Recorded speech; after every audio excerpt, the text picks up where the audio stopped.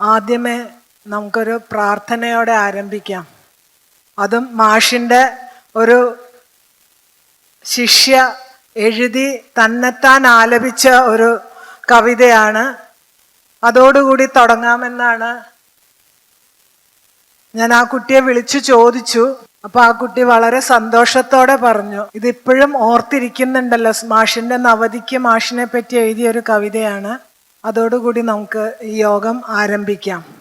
ജ്ഞാനത്തെ വെല്ലും മനസ്സിന്റെ ശുദ്ധിയും മൗനത്തെ വാങ്മയമാക്കുന്ന ശ്രദ്ധയും സ്നേഹവും സത്യവും ആർജവശീലവും വേഷത്തിൽ വാക്കിൽ നിറഞ്ഞ ലാളിത്യവും നല്ല തുലാത്തിൽ വിശാഖ നക്ഷത്രമായി തുല്യം പ്രസിദ്ധിയും പ്രൗഢിയും ചേരുകിൽ ചൊല്ലാമാ വ്യക്തിയെ സാനുമാഷെന്നു താൻ ചൊല്ലേറുമാ ഗുരുവൈഭവം കൈതൊഴാം. ചൊല്ലാം ആ വ്യക്തിയെ സാനുമാഷെന്നു താൻ ചൊല്ലേറുമാ ഗുരുവൈഭവം കൈതൊഴാം. ആചാര്യവര്യരായെന്നെന്നും എന്നുടെ അന്തരംഗത്തിലെ വിജ്ഞാനദീപമായി അൻപിൽ വിളങ്ങും ഗുരുസഞ്ചയത്തിനു മുൻപിലൻ ഭവ്യ സാഷ്ടാംഗ പ്രണാമങ്ങൾ. ഗുരുബ്രഹ്മ ഗുരുർവിഷ്ണു ഗുരുദേവോ മഹേശ്വര ഗുരു സാക്ഷാത് പരം ബ്രഹ്മ തസ്മൈ ശ്രീ ഗുരവേ നമഃ. തസ്മൈ ശ്രീ ഗുരവേ നമഃ. SNV സദനം പ്രസിഡന്റ് CH ഷാരി മാഡത്തിനെ ഡൈസിലേക്ക് ക്ഷണിക്കുന്നു. ആദരണീയനായ ജസ്റ്റിസ് PS ഗോപിനാഥൻ സാറ്, നമുക്ക് എല്ലാവർക്കും മാഷിന്റെ ഓർമ്മകൾ പങ്കുവെക്കാം. ഓരോരുത്തർക്കും ശ്രീ രാജഗോപാൽ, CG രാജഗോപാൽ, നമ്മുടെ എല്ലാം മുത്ത് സാറിനെയും കൊണ്ടുവരിക. അഡ്വക്കേറ്റ് ശശീന്ദ്രൻ വക്കീല് സ്റ്റേജിലേക്ക് വരണമെന്ന് ക്ഷണിക്കുകയാണ്. കവിയും സാഹിത്യകാരനുമായ KV അനിൽകുമാറിന് വേറെ ഇതേ അനുശോചന മീറ്റിംഗ് ഉണ്ട്. അവിടുത്തെ മുഖ്യ പ്രഭാഷകനാണ് ഇന്നത്തെ. പക്ഷെ സാർ എഴുതിയൊരു കവിത ഇവിടെ, മാഷിനെ പറ്റി എഴുതിയൊരു കവിത ഇവിടെ ആലാപിച്ച ശേഷം മാഷ് അങ്ങോട്ടേക്ക് പോകുന്നതായിരിക്കും. Anilkumar sir, please come. Shri Bahuleyan Edappally, അദ്ദേഹവും മാഷിനെ പറ്റിയൊരു കവിത എഴുതിയിട്ടുണ്ട്. മാഷ് വരൂ. ഇനി ഓരോരുത്തർ വരുന്ന മുറയ്ക്ക് നമുക്ക് അവരെയും കൂടെ കൂട്ടി യോജിപ്പിക്കും. അപ്പൊ ആദ്യം തന്നെ അനിൽകുമാർ സാറിന്റെ കവിതയാണ്. കവിത സ്നേഹസാനു. മാഷ്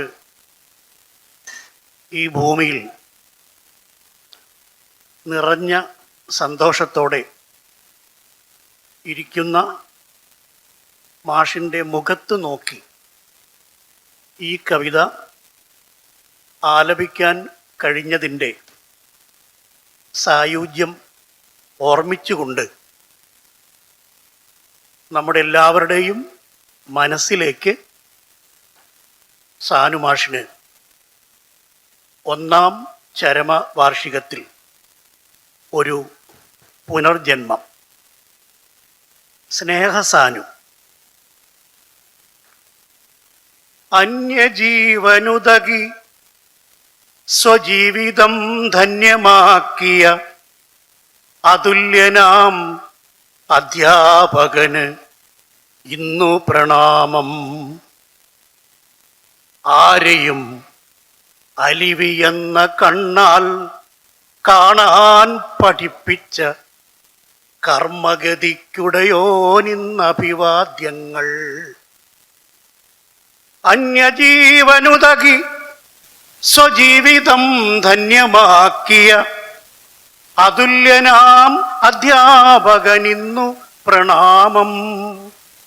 ആരെയും അലിവി എന്ന കണ്ണാൽ കാണാൻ പഠിപ്പിച്ച കർമ്മഗതിക്കുടയോന് ഇന്നഭിവാദ്യങ്ങൾ.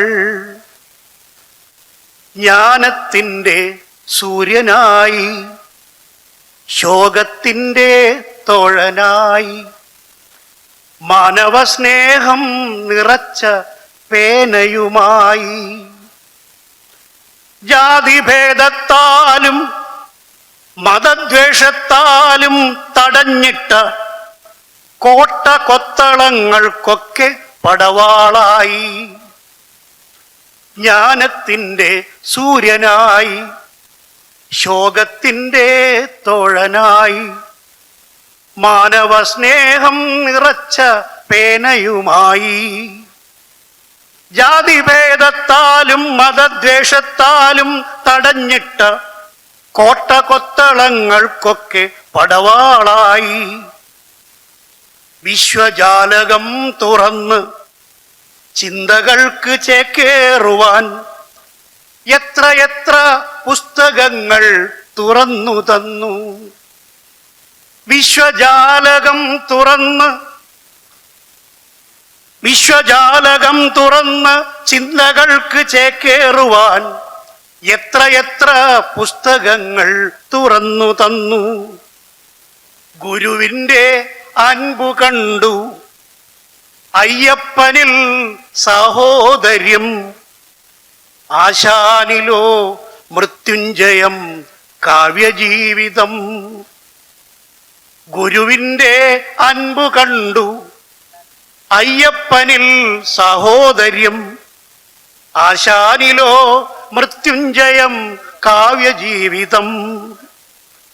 നക്ഷത്രങ്ങളുടെ സ്നേഹഭാജനത്തെ കണ്ടെത്തിയും ഏകാന്ത വീഥിയിൽ അവധൂതനെ കണ്ടും വാമൊഴികൾ സഹസ്രദളങ്ങളാക്കി വരച്ച് എത്ര ജീവചരിത്രങ്ങളുടെ വർണ്ണരാജികൾ, എത്ര ജീവചരിത്രങ്ങളുടെ വർണ്ണരാജികൾ.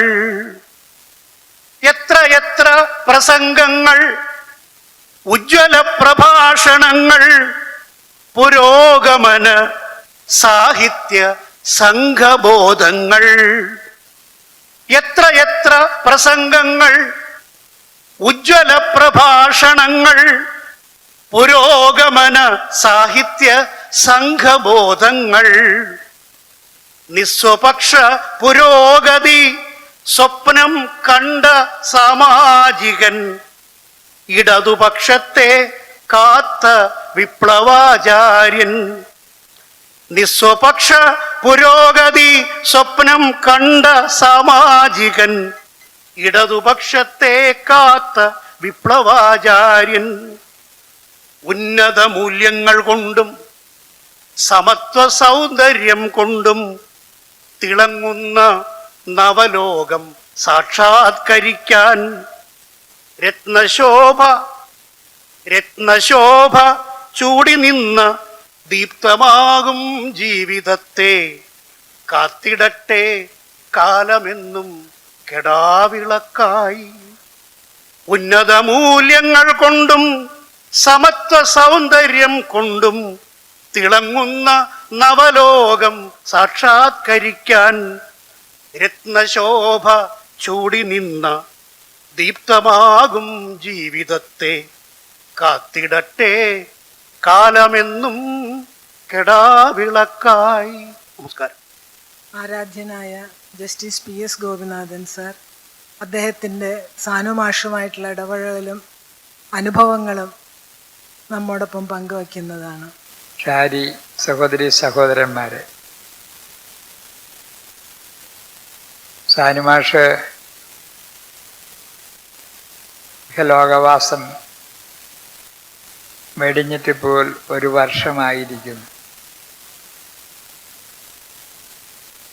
സാനുമാഷ് എറണാകുളം മഹാരാജാസ് കോളേജിൽ പഠിപ്പിക്കുന്ന കാലത്ത് ഞാൻ അവിടെ പഠിക്കുന്നുണ്ടായിരുന്നു. പക്ഷെ എൻ്റെ വിഷയം സംസ്കൃതമായിരുന്നത് കൊണ്ട് സാറിൻ്റെ ക്ലാസ്സിൽ പങ്കെടുക്കുവാനുള്ള അവസരം എനിക്കുണ്ടായില്ല. സാറ് കുറേ കാലം അവിടെ ഇങ്ങനെ പഠിപ്പിച്ചു. എൻ്റെ ചില സുഹൃത്തുക്കൾ മലയാളം വിഷയമായിട്ട് എടുത്തവരുണ്ടായിരുന്നു, എൻ്റെ ബാച്ചിൽ തന്നെ ഉണ്ടായിരുന്നു. അവര് ഇടയ്ക്കൊക്കെ മറ്റു ചില ക്ലാസ്സുകളൊക്കെ കട്ട് ചെയ്യുന്ന ആൾക്കാരായിരുന്നു.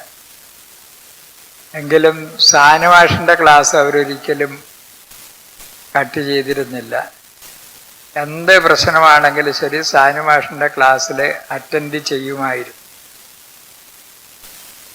അത് നൽകിയ സൂചന എന്തെന്നാൽ അദ്ദേഹം അത്ര രസകരമായിട്ട് അല്ലെങ്കിൽ വിദ്യാർത്ഥികൾക്ക് ആസ്വാദ്യമായിട്ട് വിഷയം കൈകാര്യം ചെയ്തിരുന്നു എന്നുള്ളതാണ്. അതുകൊണ്ടാണ് സാനുമാഷ് എല്ലാ വിദ്യാർത്ഥികൾക്കും എല്ലാവർക്കും പ്രിയങ്കരനായത്.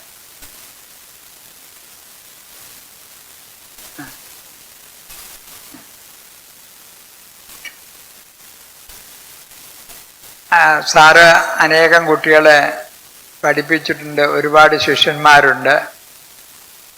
അഡ്വക്കേറ്റ് ശശീന്ദ്രൻ ഇപ്പോൾ എന്നോട് പറയുന്നുണ്ട് 5 വർഷക്കാലം സാറിൻ്റെ ശിഷ്യനായിരുന്നു എന്നാൽ എനിക്ക് അങ്ങനെ ഒരു ഭാഗ്യം ഉണ്ടായില്ല. ഞാൻ പിന്നീട് അഭിഭാഷക വൃത്തിയിൽ തുടർന്നു. ഡിഗ്രി എല്ലാം കഴിഞ്ഞ് ലോ കോളേജിൽ പഠനം കഴിഞ്ഞ് അഭിഭാഷക വൃത്തിയിൽ തുടർന്നു. 6 വർഷക്കാലം എറണാകുളത്ത് അഭിഭാഷകനായി പ്രാക്ടീസ് ചെയ്തിരുന്നു. അന്ന് കുറച്ച് തിരക്കുണ്ടായിരുന്നുകൊണ്ട് സാമൂഹ്യ രംഗങ്ങളിലൊന്നും ഞാൻ അങ്ങനെ പങ്കെടുക്കാറുണ്ടായിരുന്നില്ല. അതിനുശേഷം സർവീസിൽ കയറി. 82 ഞാൻ സർവീസിൽ കയറി. പിന്നീട് കേരളത്തിൽ തെക്ക് നിന്ന് വടക്കറ്റം വരെയും ജോലിയെല്ലാം കഴിഞ്ഞ് ഹൈക്കോടതിയിൽ വന്നു. അവിടുന്ന് വിരമിച്ചതിന് ശേഷമാണ്, അപ്പോൾ അതിനിടയ്ക്ക് ഞാൻ എറണാകുളത്തോട്ട് താമസം മാറ്റിയുണ്ട്. വിരമിച്ച ശേഷം, ഞാൻ സർവീസിൽ നിന്ന് വിരമിച്ച ശേഷമാണ് പല പരിപാടികളിലും സാനുമാഷുമായിട്ട് പങ്കുകൂടുവാൻ അവസരമുണ്ടായത്. അതൊരു മഹാഭാഗ്യമായിട്ട് ഞാൻ കരുതും. സാനുമാഷ് ഈ നമ്മുടെ കേരളത്തിലുള്ള എല്ലാവർക്കും ഗുരുവാണ്. അദ്ദേഹത്തിൽ ഞാൻ കണ്ട വിശേഷതകൾ എന്തെന്നാൽ അദ്ദേഹം ഒരിക്കലും പരുഷവചനങ്ങൾ ഉപയോഗിച്ചിരുന്നില്ല എന്നുള്ളതാണ്. മറ്റൊരു വിശേഷത, ഈ സംഘടനയുടെ രാക്ഷസ ബലത്തിൽ അദ്ദേഹം അടിമപ്പെട്ടിരുന്നില്ല എന്നുള്ളതാണ്. സ്വതന്ത്രനായി ചിന്തിക്കുകയും അദ്ദേഹത്തിൻ്റെ ചിന്തകളും അദ്ദേഹത്തിൻ്റെ അറിവുകളും ജനങ്ങളുമായി പങ്കുവെക്കുകയും ചെയ്തിരുന്നു എന്നുള്ളതാണ് വലിയൊരു കാര്യം. ഏതാണ്ട് 62ഓളം പുസ്തകങ്ങൾ അദ്ദേഹം രചിച്ചിട്ടുണ്ട്. അതെല്ലാം കൂടി പിന്നീട് സാനുമാഷിൻ്റെ കൃതികളെന്ന് പറഞ്ഞ് പ്രസിദ്ധീകരിച്ചിട്ടുണ്ട്. പലരുടെ കയ്യിലും അതുണ്ടാകുമെന്ന് ഞാൻ കരുതുന്നു. 12 വാല്യമായിട്ടാണ് പ്രസിദ്ധീകരിച്ചിരിക്കുന്നത്. ഞാനും അതൊരു സെറ്റ് വാങ്ങി. അപ്പം ഞാനിങ്ങനെ വായിച്ചു നോക്കിയപ്പോൾ അത് ഒരു ജീവിതകാലം മുഴുവൻ വായിക്കുവാനുള്ള അതുണ്ട്. അത് അത്രയും വലുതാണ് സാറിൻ്റെ മഹാത്മ്യങ്ങളും സാറിൻ്റെ വാക്കുകളും. എപ്പോഴും നമ്മുടെ കേരള സമൂഹത്തിന് അതൊരു വെളിച്ചമായി നിലനിൽക്കുന്നുണ്ടെന്ന്. 1928 ഞാൻ ജനിച്ചത് ആലപ്പുഴയിൽ ജനിച്ച് ST കോളേജിൽ വിദ്യാഭ്യാസം കഴിഞ്ഞ് തിരുവനന്തപുരം യൂണിവേഴ്സിറ്റി കോളേജിൽ നിന്ന് റാങ്കോട് ബിരുദാനന്ദ ബിരുദവും നേടിയ ശേഷം SM കോളേജിൽ സർവീസിൽ കയറി. പിന്നെ ബ്രണ്ണൻ കോളേജ്, മഹാരാജാസ് കോളേജ്, ഇങ്ങനെ കോളേജുകളിലെ അധ്യാപനം തുടർന്നതാണ്. അദ്ദേഹത്തിൻ്റെ ജീവിതകാലത്ത് ഉള്ള തുടർ പഠനവും ചിന്തയും നമ്മളിൽ പങ്കുവച്ചു എന്നുള്ളതാണ് വലിയൊരു കാര്യം. ഈ പഠിപ്പിക്കുക അല്ലെങ്കിൽ വിജ്ഞാനം പകരുക എന്നാൽ നമ്മുടെ ആ അന്ധതക്ക് അല്ലെങ്കിൽ അജ്ഞാനത്തിന് മാറ്റി വെളിച്ചം നൽകിയിട്ട് വെളിച്ചത്തിൻ്റെ പാതയിലൂടെ നമ്മുടെ നടക്കുവാൻ സഹായിക്കുകയാണ് ചെയ്യുന്നത്. അങ്ങനെ നമുക്കെല്ലാവർക്കും വെളിച്ചം പകർന്നതാണ് മാഷ്. അദ്ദേഹം വിരമിച്ച ശേഷവും പല രംഗത്തും വിവിധ രംഗങ്ങളിൽ പ്രവർത്തിച്ചിരുന്നു. ഏതാണ്ട് 40ഓളം പുരസ്കാരങ്ങൾ അദ്ദേഹത്തിന് കിട്ടിയിട്ടുണ്ട്. കേരള സാഹിത്യ അക്കാദമി 2 പ്രാവശ്യം അദ്ദേഹത്തിന് അവാർഡ് നൽകിയിട്ടുണ്ട്. കേന്ദ്ര സാഹിത്യ അക്കാദമിയുടെ അവാർഡും എല്ലാം അദ്ദേഹത്തിന് നേടി. ഇതെല്ലാം അദ്ദേഹത്തിൻ്റെ ചരിത്രവും അദ്ദേഹത്തിൻ്റെ കൃതികളൊക്കെ വായിക്കുമ്പോൾ എനിക്ക് ബോധ്യമാകുന്നൊരു കാര്യം എന്താണെന്ന് വെച്ചാൽ അദ്ദേഹത്തിലെ ഒരു ഗുരുത്വം എല്ലാ കാലത്തും നിലനിന്നിരുന്നു എന്നുള്ളതാണ്. അദ്ദേഹത്തിൻ്റെ കൃതികളിൽ നിന്ന് ഞാൻ മനസ്സിലാക്കിയത് ശ്രീരാമകൃഷ്ണ പരമഹംസരും വിവേകാനന്ദനും ശ്രീനാരായണ ഗുരുദേവനുമെല്ലാം അദ്ദേഹത്തിൻ്റെ തൃക്കോവിലിലെ മൂർത്തികളായിരുന്നു എന്നുള്ളതാണ്. ഒപ്പം തന്നെ കാറൽ മാർക്സിൽ നിന്നും ഉത്തേജനം ഉണ്ടായിട്ടുണ്ടെന്നുള്ളത്. ഇതൊക്കെയാണ് അദ്ദേഹത്തെ മഹാനാക്കിയത്. അപ്പം ഗുരുവിനെ എല്ലാ കാലത്തും അദ്ദേഹം ഉള്ളിൽ പ്രതിഷ്ഠിച്ചത്. ഗുരുവിൻ്റെ ചിന്തകളാണ് അദ്ദേഹത്തിന് വെളിച്ചമായി, ജീവിതത്തിന് വെളിച്ചമായി കിട്ടിയത്. ആ ഗുരുത്വം എനിക്ക് ഈ അവസരത്തിൽ നിങ്ങളോട് പറയുവാനുള്ളത്, നമ്മളെല്ലാവരും ഈ ഗുരുത്വം സൂക്ഷിച്ചാൽ, അത് നഷ്ടപ്പെടാതെ സൂക്ഷിച്ചാൽ നമുക്കെല്ലാവർക്കും വിജയത്തോടുകൂടി ജീവിതം സന്തോഷകരമാക്കുവാൻ സാധിക്കും. ഇത് സാനുമാഷ് നൽകുന്ന ഒരു വലിയൊരു സന്ദേശമാണ്. അപ്പോൾ ഈ അവസരത്തിൽ നമുക്ക് പെട്ടെന്ന് അങ്ങനെ നഷ്ടപ്പെട്ടു പോയതാണ്. അദ്ദേഹം പല പ്രസ്ഥാനങ്ങളുടെയും തലവനായിരുന്നു. ഇവിടെ ഈ സദനത്തിൻ്റെ അധിപനായിരുന്ന കാലത്താണ് നമ്മളെ വിട്ടുപോയത്. അങ്ങനെ വരുമ്പോൾ വലിയൊരു ദുഃഖം നമുക്കെല്ലാവർക്കുമുണ്ട്. അദ്ദേഹത്തിൻ്റെ ആ പാവന സ്മരണക്ക് മുന്നിൽ ഞാൻ നമിക്കുന്നു. നമ്മളെല്ലാവരും അദ്ദേഹത്തിൻ്റെ പാത പിന്തുടരണമെന്ന് ഞാൻ അഭ്യർത്ഥിക്കുകയാണ്. നമ്മൾ പഠിക്കുക, ചിന്തിക്കുക, സമൂഹത്തിന് വേണ്ടി പ്രയത്നിക്കുക, ജീവിതം ഒഴിഞ്ഞു വെക്കുക. അദ്ദേഹം എഴുതിയ ഒരു പുസ്തകത്തിൽ നിന്ന് ഞാൻ അദ്ദേഹത്തിൻ്റെ ഒരു ജീവിതത്തെ പറ്റിയുള്ള ചിന്ത പറഞ്ഞിട്ടുണ്ട്. ആഗ്രഹിക്കാതെ ജനിക്കുക, എന്നിട്ട് ആഗ്രഹം നമ്മുടെ ജീവിതത്തെ നയിച്ചു കൊണ്ടുപോവുക. അങ്ങനെ ഇരിക്കെ ആഗ്രഹത്തിന് വിരുദ്ധമായി മരണം വരിക. ഇതാണ് അദ്ദേഹത്തിൻ്റെ കാര്യത്തെ സംബന്ധിച്ചത്. അപ്പം നമ്മുടെ ആഗ്രഹങ്ങൾ, അതുപോലെ തന്നെ മറ്റൊന്ന് പറഞ്ഞിട്ടുണ്ട്, ആഗ്രഹങ്ങൾ ചിലത് സാധിക്കാതെ വരുമ്പോൾ ദുഃഖം തോന്നിയിട്ടുണ്ട്. സാധിച്ച ആഗ്രഹങ്ങൾ കുറെ കഴിയുമ്പോൾ അതിൻ്റെ പൊള്ളത്തരം മനസ്സിലാകുമ്പോഴും ദുഃഖം തോന്നിയിട്ടുണ്ട്. അങ്ങനെ ജീവിതം ഇങ്ങനെ സുഖദുഃഖങ്ങൾ നിറഞ്ഞതാണെന്നാണ് അദ്ദേഹം തന്നെ പറഞ്ഞിട്ടുള്ളത്. ഇത് നമുക്ക് എല്ലാവർക്കും അനുഭവമുള്ള കാര്യമാണ്. ഏതായാലും ഇതെല്ലാം നമുക്ക് ഒരു സന്ദേശം നൽകിക്കൊണ്ട് അദ്ദേഹം നമ്മളോട് യാത്ര പറഞ്ഞു പോയിരിക്കുകയാണ്. അദ്ദേഹത്തിന് ഒരിക്കൽ കൂടി ഞാൻ ആദരാഞ്ജലികൾ അർപ്പിച്ചുകൊണ്ട് നിർത്തുന്നു. നമസ്കാരം. പ്രിയപ്പെട്ട MLA സാർ എത്തിയിട്ടുണ്ട്. സാർ എന്നും സദനത്തിൻ്റെ ഒരു അഭ്യുദയകാംക്ഷിയാണ്. നമ്മുടെ അഭിലാഷരണം പട്ടയദാന ചടങ്ങിലും സാറിൻ്റെ സാന്നിധ്യം ഉണ്ടായിരുന്നു. എന്നും ജനങ്ങളോടൊപ്പം നിൽക്കുന്ന വിനോദ് സാറിനെ സ്നേഹ ആദരങ്ങളോട് ഞങ്ങൾ സ്വാഗതം ചെയ്യട്ടെ. നേരത്തെ പറഞ്ഞ പോലെ എറണാകുളം നഗരത്തിൽ 5 സ്ഥലത്താണ് ഈ പരിപാടി. സാറിനും ചവറയിൽ നിന്ന് CM വരുന്നുണ്ട്, സാറിന് പോവേണ്ടതുണ്ട്. അപ്പോൾ വിനോദ് സാറിന് 2 വാക്ക് സംസാരിക്കാം. ചടങ്ങിൻ്റെ അധ്യക്ഷ ബഹുമാന്യയായ SNV സദനത്തിൻ്റെ സെക്രട്ടറി കൂടിയായ ശ്രീ MR ഗീത, ഇന്ന് ഈ അനുസ്മരണ സമ്മേളനം ഉദ്ഘാടനം ചെയ്ത ഏറ്റവും ആദരണീയനും ബഹുമാനീയനുമായ justice PS Gopinath sir, SNV സദനത്തിൻ്റെ പ്രസിഡന്റ് ബഹുമാന്യയായ Shrimati CH Shari, advocate Sasheendran sir, Shri Bahuleyan, അതുപോലെ തന്നെ നമ്മുടെ എല്ലാം പ്രിയ സുഹൃത്ത് ശ്രീ സി ജി രാജഗോപാൽ, മറ്റു വേദിയിലും സദസ്സിലുമുള്ള ബഹുമാനിയരെ, പ്രിയപ്പെട്ട സഹോദരി സഹോദരന്മാരെ, സുഹൃത്തുക്കളെ, നമ്മുടെ എല്ലാം ഗുരുതുല്യനായ സാനുമാസ്റ്റർ നമ്മളെ വിട്ടുപിരിഞ്ഞിട്ട് ഒരു വർഷം പൂർത്തീകരിക്കുന്ന ഈ സന്ദർഭത്തിൽ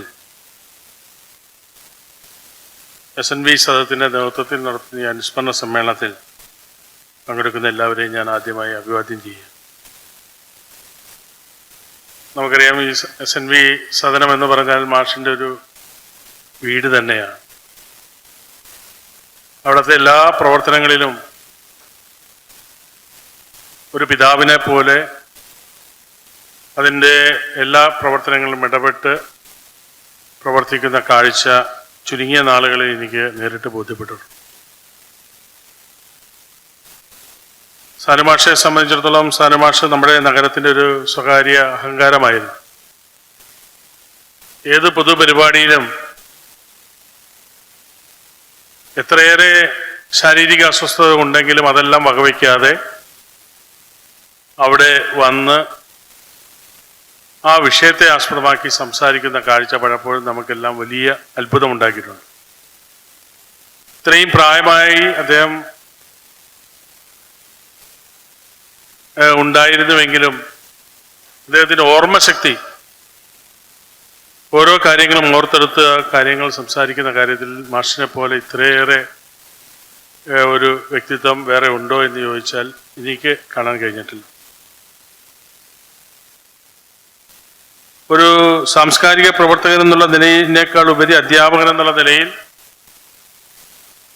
പതിനായിരക്കണക്കിന് ശിഷ്യഗണങ്ങളെ വാർത്തെടുക്കാൻ കഴിഞ്ഞിട്ടുള്ള, അവരുടെ അനുഗ്രഹാശിസുകൾ ഏറ്റുവാങ്ങാൻ കഴിഞ്ഞിട്ടുള്ള ഒരു വ്യക്തിത്വമായിരുന്നു സാനു മാസ്റ്റർ. തൻ്റെ ശിഷ്യന്മാരെ പേര് ചൊല്ലി വിളിക്കാനും അവരെ ഓർത്തിരിക്കാനും അവരെ ചേർത്ത് പിടിക്കാനും അവർക്ക് വേണ്ട സഹായങ്ങൾ ചെയ്യാനുമുള്ള മാഷിൻ്റെ ഒരു പലപ്പോഴും കാണിക്കുന്ന ഒരു താല്പര്യം എനിക്ക് വളരെയേറെ കൗതുകം തോന്നിയിട്ടുണ്ട് എന്ന കാര്യം സൂചിപ്പിക്കാൻ ഞാൻ ആഗ്രഹിക്കുന്നു. ഓരോ പഠിപ്പിച്ച കുട്ടികളെയും പേര് ചൊല്ലി വിളിക്കാനുള്ള ആ മാഷിൻ്റെ ഒരു വലിയ ഓർമ്മശക്തി, അത് പലപ്പോഴും നമുക്ക് കാണാൻ കഴിയും. പൊതുവിഷയങ്ങളിൽ, നഗരത്തിലുണ്ടാവുന്ന അല്ലെങ്കിൽ നമ്മുടെ പൊതുസമൂഹത്തിലുണ്ടാവുന്ന വിഷയങ്ങളിലെല്ലാം മാഷ് തൻ്റെ ശക്തമായ അഭിപ്രായം തുറന്നു പറയുന്ന കാര്യത്തിൽ ഒരു മടിയും കാണിക്കാതെ മുന്നോട്ട് പോകുന്ന കാഴ്ചയാണ് നമുക്ക് കാണാൻ കഴിഞ്ഞത്. മാഷിൻ്റെതായ രാഷ്ട്രീയമുണ്ട് എങ്കിലും എല്ലാവരെയും ഇഷ്ടപ്പെടാനും എല്ലാവരെയും സ്നേഹിക്കാനും നല്ല കാര്യങ്ങൾ ഓർത്തെടുത്ത് അതിനെ പ്രോത്സാഹിപ്പിക്കാനുമുള്ള മാഷിൻ്റെ ഒരു കഴിവ് പലപ്പോഴും ഒരു ജനപ്രതിനിധി എന്നുള്ള നിലയിൽ ഞങ്ങൾക്കെല്ലാം കാണാൻ കഴിഞ്ഞിട്ടുണ്ട്. നഗരത്തിൽ മാഷിനെ ഒഴിവാക്കിക്കൊണ്ടൊരു പൊതു ചടങ്ങ് സംഘടിപ്പിക്കുക എന്ന് പറഞ്ഞാൽ അത് നമുക്ക് ആലോചിക്കാൻ പോലും കഴിയാത്ത രീതിയിൽ അത്രയേറെ ഈ നഗരത്തിൻ്റെ ഭാഗമായി പ്രവർത്തിക്കുന്ന ഒരു വ്യക്തിയായിട്ടാണ് പലപ്പോഴും ഞാൻ മാഷിനെ കണ്ടിട്ടുള്ളത്. ഒരുപാട് ഓർമ്മകൾ ഈ നഗരത്തിൽ മാഷ് നമുക്ക് സമ്മാനിച്ചിട്ടാണ് നമ്മളെ വിട്ടുപിരിഞ്ഞു പോയിട്ടുള്ളത്. അദ്ദേഹം കേരളീയ സമൂഹത്തിൽ ഒരിക്കലും മറക്കാത്ത ഓർമ്മയായി നിലനിൽക്കും എന്നുള്ള കാര്യത്തിൽ യാതൊരു സംശയവുമില്ല. അതിന് ഉതകുന്ന രീതിയിലുള്ള പ്രവർത്തനങ്ങൾ നമ്മളെപ്പോലുള്ള ആളുകൾ ഏറ്റെടുത്ത് നടത്തേണ്ടതാണ് എന്നുള്ളതാണ് എൻ്റെ വ്യക്തമായ അഭിപ്രായം. അപ്പം അത്തരമൊരു സാമൂഹ്യ സാഹചര്യത്തിൽ അനീതിക്കെതിരെ ശക്തമായ നിലപാടെടുത്ത് താൻ ചെയ്യുന്ന കാര്യങ്ങൾ അത് സത്യസന്ധമായി ജനങ്ങളുടെ ഇടയിൽ അത് ഏറ്റുപറഞ്ഞ് മുന്നോട്ട് പോകാനുള്ള അദ്ദേഹത്തിൻ്റെ ഒരു അസാധാരണമായ കഴിവ് പലപ്പോഴും ജനപ്രതിനിധികളായ ഞങ്ങൾക്കെല്ലാം ഒരു മാതൃകയാണെന്നുള്ള കാര്യത്തിൽ യാതൊരു സംശയവുമില്ല. നമുക്കറിയാം, മാഷ് നമ്മളെ വിട്ടുപിരിഞ്ഞു. മാഷിൻ്റെ ഓർമ്മകൾ ഇന്നും നമ്മളിൽ നിലനിൽക്കുന്നു. വേർപാട് എന്ന് വേദനാജനകമാണ്. നമ്മൾ സ്നേഹിക്കുകയും നമ്മൾ ഇഷ്ടപ്പെടുകയും നമ്മളെ സ്നേഹിക്കുകയും ചെയ്യുന്നവർ നമ്മളിൽ നിന്ന് പിരിഞ്ഞു പോകുമ്പോൾ ഉണ്ടാകുന്ന വേദന പലപ്പോഴും നമുക്ക് താങ്ങാൻ കഴിയുന്ന ഒന്നല്ല. അങ്ങനെ ഒരു അനുഭവമാണ് യഥാർത്ഥത്തിൽ സാനുമാഷ് നമ്മെ വിട്ടുപിരിയുമ്പോൾ എന്നെപ്പോലുള്ള ഒരു പൊതുപ്രവർത്തനം ഉള്ളത് എന്ന കാര്യം പറയുന്നതിൽ എനിക്ക് യാതൊരു മടിയുമില്ല. തീർച്ചയായും കേരളീയ സമൂഹത്തിന് സാംസ്കാരിക രംഗത്ത്, വിദ്യാഭ്യാസ മേഖലയിൽ, പൊതുരംഗത്ത് എല്ലാം അദ്ദേഹം ചെയ്തിട്ടുള്ള സേവനങ്ങൾ ഈ നാടിന് മറക്കാൻ കഴിയാത്ത ഒന്നായി ഇതുകൊണ്ട് തന്നെയാണ് ഇന്ന് അദ്ദേഹത്തിൻ്റെ ഈ ചരമവാർഷിക ദിനത്തിൽ വ്യത്യസ്തങ്ങളായ വിവിധങ്ങളായ പരിപാടികൾ ഏറ്റെടുത്ത് ഇന്ന് നഗരം ഏറ്റെടുത്ത് മുന്നോട്ട് കൊണ്ടുപോകുന്നത് എന്നുള്ള കാര്യത്തിൽ യാതൊരു സംശയമില്ല.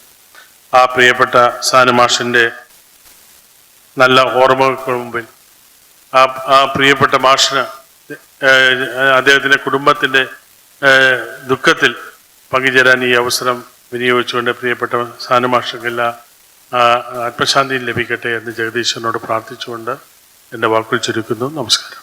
ശ്രീ CG രാജഗോപാൽ രാഷ്ട്രീയ പൊതു പ്രവർത്തനങ്ങളിലും എല്ലാം സജീവ സാന്നിധ്യമാണ്. കൂടാതെ സാനുമാഷിൻ്റെ വീട്ടിൽ നിത്യ സന്ദർശകനായിരുന്നു. മാഷിന് എവിടെയെങ്കിലും പോകണമെങ്കിൽ, അമൃത ഹോസ്പിറ്റലിൽ പോകണമെങ്കിൽ കൂടെ പോണ ഒരു വ്യക്തിത്വമായിരുന്നു. മാഷ് എന്താവശ്യമുണ്ടെങ്കിലും അത് സാധിച്ചു കൊടുക്കുന്ന നമ്മുടെ എല്ലാം മുത്തു തൻ്റെ അനുഭവങ്ങൾ നമ്മളുമായിട്ട് പങ്കുവയ്ക്കുന്നതാണ്. മുത്തുവിനെ സ്നേഹാദരങ്ങളോടെ സ്വാഗതം ചെയ്യട്ടെ. സാനുസ്മൃതിയുടെ ഓർമ്മകൾ അയവിറക്കുന്ന ഈ ചടങ്ങിൻ്റെ ഉദ്ഘാടകനായിട്ടുള്ള ഗുരുതുല്യൻ ജസ്റ്റിസ് PS ഗോപിനാഥൻ അവർകൾ, പ്രിയപ്പെട്ട ജ്യേഷ്ഠ സഹോദരനായിട്ടുള്ള MLA TJ വിനോദ് അവർകൾ, പ്രിയപ്പെട്ട ശശിയേട്ടൻ, ബാഹുലയൻ ചേട്ടൻ, പ്രിയപ്പെട്ട ഗീത ചേച്ചി, പ്രിയപ്പെട്ട ഷാരി ചേട്ടി, സദനത്തിലെ കുടുംബാംഗങ്ങളെ, പ്രിയപ്പെട്ട കലാമിക, ഒന്ന് എഴുന്നേറ്റിക്കണം. സാനുമാഷിൻ്റെ കൂടെ എന്നും സന്തത സഹചാരിയിരുന്ന വ്യക്തിത്വമാണ്. സ്റ്റേജിലേക്ക് കടന്നു വരണം. ഈ ചേച്ചി പറഞ്ഞു കഴിഞ്ഞു. മാഷിൻ്റെ സന്തത സഹചാരി സ്റ്റേജിൽ കടന്നു വരണം.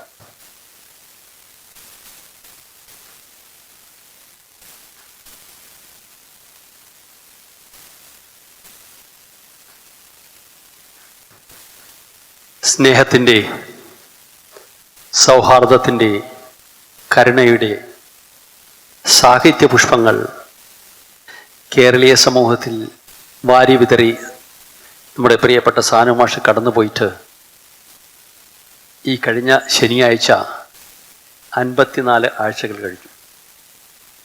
ഇന്ന് ഒരു ഞായറാഴ്ചയായി പോയി, അല്ലെങ്കിൽ അത് ശനിയാഴ്ചയായിരുന്നെങ്കിൽ കറക്റ്റാകുമായിരുന്നു. 5:35 സമയം അമൃത ഹോസ്പിറ്റൽ. വിനോദേട്ടനൊക്കറിയാം ആ രംഗങ്ങൾ. അങ്ങനെ കേരളത്തിൻ്റെ ഹിമാലയ സാനു സാഹിത്യ, സാംസ്കാരിക, സാമൂഹിക രംഗത്ത് ഒരു നിറസാന്നിധ്യം. കൊച്ചിയുടെ അവിഭാജ്യ ഘടകം. വിനോദേട്ടൻ നേരത്തെ സൂചിപ്പിച്ച പോലെ കൊച്ചിയുടെ ഒരു സ്വകാര്യ അഹങ്കാരം. മാഷുമൊത്തുള്ള ജീവിത സായാഹ്നങ്ങൾ വളരെ രസകരമായിരുന്നു. മാഷിനെ ഞാൻ പറ്റിച്ചിട്ടുമുണ്ട്. ഒരു കുസൃതി, അത്രയേ ഉള്ളൂ. എന്നെ സംബന്ധിച്ച് ചിലപ്പോൾ നിങ്ങൾക്ക് ഗുരുനാഥനായിരിക്കാം. എന്നെ സംബന്ധിച്ച് എനിക്കൊരു പിതൃതുല്യൻ അല്ലെങ്കിൽ അപ്പൂപ്പൻ, അങ്ങനെയാണ്. അതുകൊണ്ട് ഞാൻ സാനുമാഷിനെ കാണുന്ന തല നിങ്ങളിൽ പറഞ്ഞ് മനസ്സിലാക്കാം. കാരണം ബാക്കി എല്ലാ കാര്യം നിങ്ങൾക്കറിയാം. ഞാൻ സാനുമാഷിനെ കാണുന്നത് 2008-2009 മഹാനായ ജസ്റ്റിസ് VR കൃഷ്ണയുടെ അവിടെ ഞാനൊരു സ്ഥാനാർത്ഥിയായി 2011 മത്സരിക്കുമ്പോൾ ഞാൻ ഏകനാണ്. എൻ്റെ പ്രസ്ഥാനം അന്ന് വളർന്നിട്ടില്ല. അന്ന് P. രാജീവ് എന്ന, അദ്ദേഹം രാജീവേട്ടൻ നിന്ന് വരുമായിരിക്കും, അദ്ദേഹം എനിക്കും പറയണമെന്ന്, വലിയ അധികായനായി രാഷ്ട്രീയത്തിലുണ്ട്. അപ്പം മാഷിൻ്റെ വളരെ അടുത്ത ത്രിമൂർത്തികൾ എന്ന് പറയും. Doctor CK Ramachandran, justice VR Krishnaiyer, സാനുമാഷ്. ഇവർ 3 പേരുമാണ് ഇങ്ങനെ ഒരു വലിയ സാന്നിധ്യം. സായന വേളകളിൽ ഇവരെല്ലാവരും ഒന്നില്ലെങ്കിൽ മറൈൻ ഡ്രൈവിൽ, അല്ലെങ്കിൽ DH ഗ്രൗണ്ടിൽ അല്ലെങ്കിൽ നമ്മുടെ രാജേന്ദ്ര മൈതാനത്ത് വന്നിരിക്കും. ആ കാഴ്ച പത്രമാധ്യമ സുഹൃത്തുക്കൾക്ക് വളരെ രസകരമായി തോന്നും. അവർ പല വിഷയങ്ങളെക്കുറിച്ച് ചർച്ച ചെയ്യും. അങ്ങനെ നടന്നു പോകുമ്പോഴാണ് ഞാൻ 2011 ജസ്റ്റിസ് VR കൃഷ്ണയ്യരുടെ വസതിയിൽ എത്തുന്നത്. എല്ലാവരും കൃഷ്ണയ്യർ സ്വാമിയെ കണ്ട് അനുഗ്രഹം വാങ്ങിക്കും. അപ്പോൾ അദ്ദേഹത്തിൻ്റെ വലിപ്പമൊന്നും തിരിച്ചറിയാത്തൊരു ചെറിയ പയ്യൻ എന്ന നിലയിൽ ഞാൻ അവിടെ കടന്നു ചെല്ലുന്നു. അദ്ദേഹത്തോട് അനുഗ്രഹം വാങ്ങിക്കുന്നു. ഞാൻ തിരിച്ചിറങ്ങിപ്പോയി. കുറച്ച് കഴിയുമ്പോൾ അവിടുത്തെ സെക്രട്ടറി ഓടി വരികയാണ്, സാറ് വിളിക്കുന്നു എന്ന് പറഞ്ഞിട്ട്. ആ വിളിയാണ് വീണ്ടും പിന്നെ ഞാൻ അവരുടെ ഗ്രൂപ്പിലായി. ഇങ്ങനെ സാനുമാഷിൻ്റെയും ഡോക്ടർ CK യുടെയും അതിബാഹുലമായ വികാര വിചാരധാരകളുള്ള ജസ്റ്റിസ് VR കൃഷ്ണയ്യരുടെ ഇടയിൽ ഒരു തീരെ വിവരമില്ലാത്തൊരു കൊച്ചു പയ്യൻ അവിടെ ചെന്ന് കടന്നു കയറി. അങ്ങനെ സാനുമാഷുമായിട്ട് നടന്നു നീങ്ങി. കുറേ കാര്യങ്ങൾ ജീവിതത്തിലുണ്ടായി. എന്നെ രസകരമായി ബാധിക്കുന്ന ഒരു വലിയ കാര്യമുണ്ട്. ഒരിക്കൽ മാഷിനെയും മോഹൻലാലിനെയും മമ്മൂട്ടിയൊക്കെ വലിയ ഇഷ്ടമാണ്. അപ്പോൾ പുലിമുരുകൻ എന്നൊരു സിനിമ വന്നു ഇവിടെ, ഓർക്കുന്നുണ്ടാവും കണ്ടവർ. അപ്പം ഞാൻ ഈ സിനിമ കണ്ടു. വലിയ സിനിമയൊന്നും കാണാറില്ല, പക്ഷേ ഈ പുലിമുരുകൻ കണ്ടു. അപ്പം ഞാൻ മാഷിനോട് പറഞ്ഞു, മാഷ് ഞാൻ പുലിമുരുകൻ ഇന്നലെ കണ്ടു കേട്ടോ. മോഹൻലാലിലല്ലേ, നമുക്കൊന്ന് കാണാൻ പോകണ്ടേ? ഓ ശരി പോവാ. അങ്ങനെ ഡോക്ടർ CK രാമചന്ദ്രൻ, ഞാൻ, സാനു മാഷും കൂടെ, അന്ന് മാഷ് 92, 93, 92, 93 വയസ്സ്, കവിതാ തിയേറ്ററിൽ ചെല്ലുന്നു. ഞാനൊരു ഫോർമാലിറ്റിക്ക് ടിക്കറ്റ് എടുക്കാൻ വേണ്ടി വെറുതെ കാണിച്ചു. മാഷ് വന്ന ആർക്കാണ് ടിക്കറ്റ് എടുക്കുന്നത്? ടിക്കറ്റ് വാങ്ങിച്ചില്ല. സിനിമ കണ്ടു. ഇന്നത്തെ പുതിയ കുട്ടികൾ ജെൻസി എന്നൊക്കെ പറയുന്നവർ, അവർ കഴിക്കുന്നത് പോലെ പോപ്കോണൊക്കെ ഞാൻ മേടിച്ചു കൊടുത്തു. ഇവർ രണ്ടുപേരും പോപ്കോണൊക്കെ കഴിച്ചു. സിനിമ ഇങ്ങനെ തുടർന്നു. ഇൻ്റർവെല്ലോ കഴിഞ്ഞു. സിനിമ കഴിഞ്ഞ് ഞങ്ങൾ പുറത്തിറങ്ങി. അപ്പോൾ ആദ്യം ഈ സിനിമ കണ്ടപ്പോൾ എനിക്ക് ഇതിൻ്റെ കഥയെക്കുറിച്ചൊരു രൂപം കിട്ടിയിരുന്നില്ല. അത് കഴിഞ്ഞ് ഇറങ്ങി തിയേറ്ററിൻ്റെ പുറത്തിറങ്ങിയപ്പോൾ ഡോക്ടർ CK ഒന്ന് ചോദിക്കുകയാണ്, അല്ല മാഷേ, ഈ സിനിമയുടെ ഈ കഥ എന്താ എന്ന് ചോദിക്കുന്നു. അപ്പോൾ മാഷ് പറഞ്ഞ വാചകമാണ്. അവിടെയാണ് മാഷിൻ്റെ ഒരു സാഹിത്യത്തിൻ്റെ ഒരു എന്താ പറയുക, വസന്ത, ഒരു ഭീകരത, ഒരു വലിപ്പം എന്നൊക്കെ പറയുന്നത്. നാട്ടിലെ മൃഗം കാട്ടിലെ മൃഗത്തേക്കാൾ അപകടകാരി. നാട്ടിലെ മൃഗം കാട്ടിലെ മൃഗത്തേക്കാൾ അപകടകാരി. ആ സിനിമ കണ്ട ആളുകൾക്ക് ഇപ്പോൾ മനസ്സിലായില്ലെങ്കിൽ ഈ വാചകം കേട്ടാൽ മനസ്സിലാവും.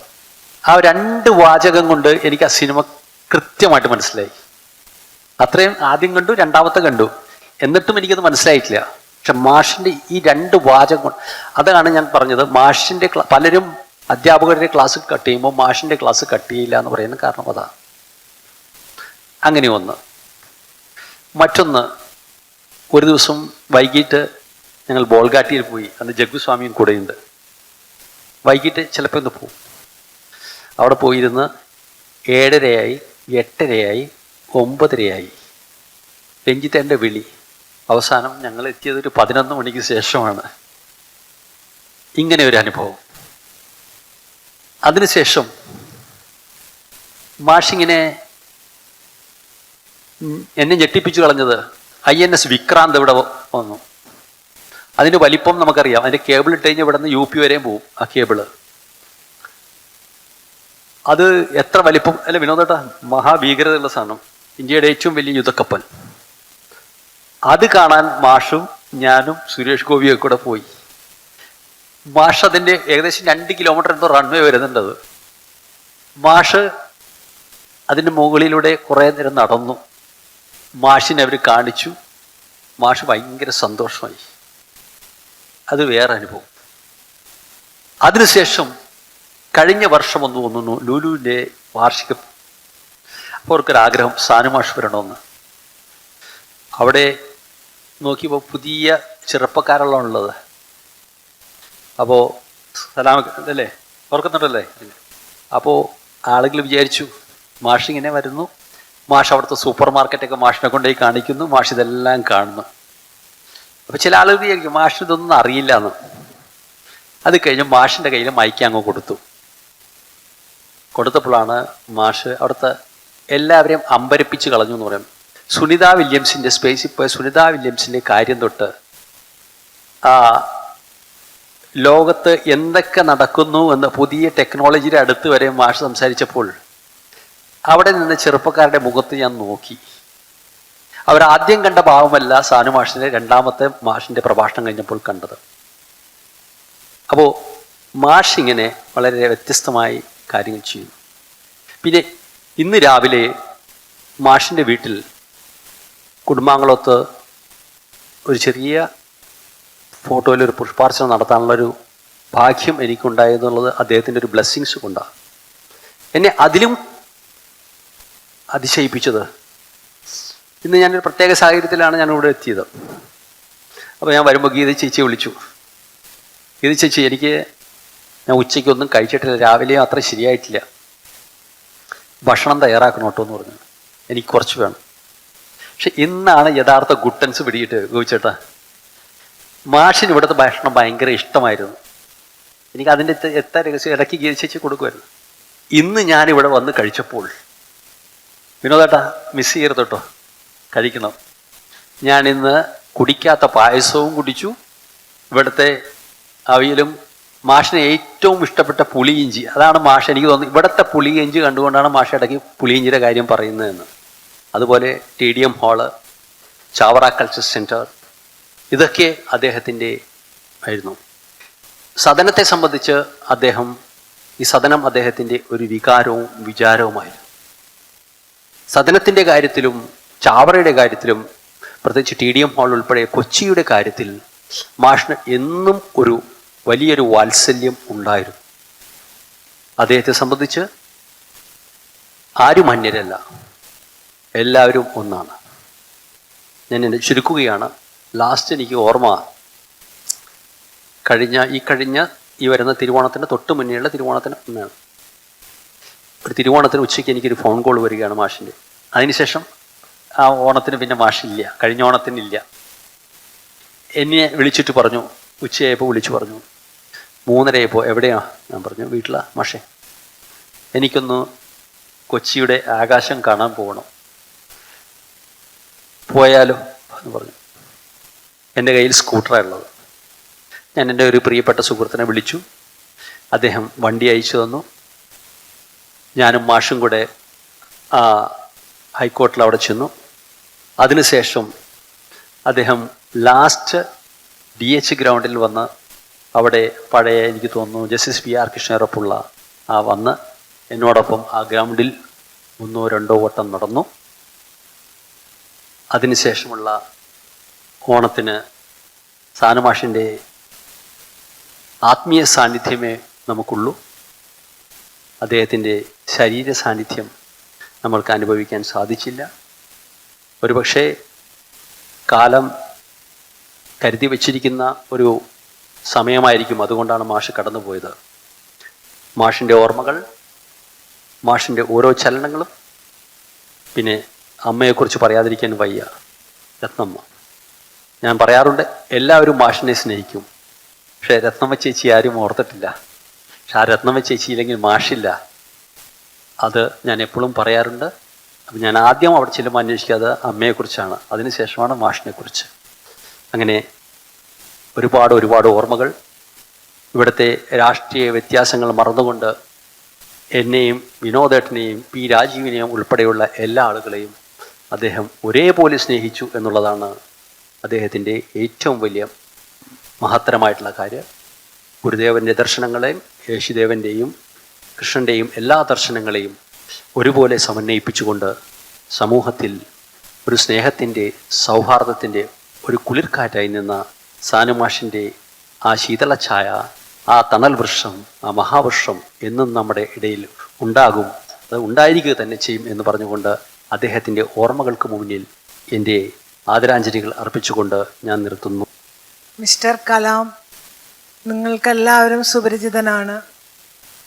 മാഷിൻ്റെ കൂടെ അവസാന നിമിഷം വരെ മാഷിൻ്റെ സന്തത സഹചാരിയായിരുന്നു. കലാമിനും ധാരാളം ഓർമ്മകൾ നമ്മളോടൊപ്പം പങ്കുവയ്ക്കാനുണ്ടാവും. കലാം ഇവിടെ എത്തിച്ചേർന്നതിൽ ഞാൻ പ്രത്യേകം നന്ദി അറിയിക്കുകയാണ്. കലാമിനെയും സദനം സ്വാഗതം ചെയ്യുന്നു. സാനു മാഷ് എന്ന നമ്മളെല്ലാവരുടെയും സ്നേഹത്തിൽ പൊതിഞ്ഞു നിർത്തിയ ഒരു മഹാവ്യക്തിത്വത്തെക്കുറിച്ച് സംസാരിക്കുക എന്ന് പറഞ്ഞാൽ വലിയ കഷ്ടമാണ്. പക്ഷേ എന്നെപ്പോലുള്ള അപൂർവം ചിലർക്ക്, ഞാൻ അങ്ങനെ തന്നെ പറയും, അപൂർവം ചിലർക്ക്, ഒരുപക്ഷെ മുത്തു, നമ്മുടെ ഗീത ചേച്ചി, ഞങ്ങൾക്കൊക്കെ ഒരു അപൂർവ ഭാഗ്യം മാഷ് തന്നിട്ടുണ്ട്. മാഷിനോടൊപ്പം ആ വണ്ടിയിൽ ദീർഘനാളുകൾ യാത്ര ചെയ്യാനുള്ള ഒരു ഭാഗ്യം. ആ യാത്രയിലാണ് ഒരുപക്ഷെ നമ്മൾ മാഷിനെ വേറൊരു രൂപത്തിൽ മനസ്സിലാക്കുക, കാണുക ഒക്കെ ചെയ്യുന്നത്. പലരും ഇതിനേക്കാൾ വലിയ സദസ്സുകളും ഒക്കെ മാഷിനെ കാണുന്നത് വേദിയിലെ ഒരു നിറസാന്നിധ്യമായിട്ട് മാത്രമായിരിക്കാം. അത് കഴിയുമ്പോഴുള്ള ഒരു സെൽഫി ഫോട്ടോ എടുക്കലോ കൈപിടിക്കലോ ചിരിക്കലോ ഒക്കെയായി മാഷ് അങ്ങനെ നടന്നു നീങ്ങും. പക്ഷെ മാഷിൻ്റെ ഏകാന്തതയിലേക്ക് കടന്നു ചെല്ലാൻ കഴിയുന്ന അപൂർവം ഭാഗ്യം സിദ്ധിച്ചവരാണ് ഞാനീ പറഞ്ഞ നമ്മൾ.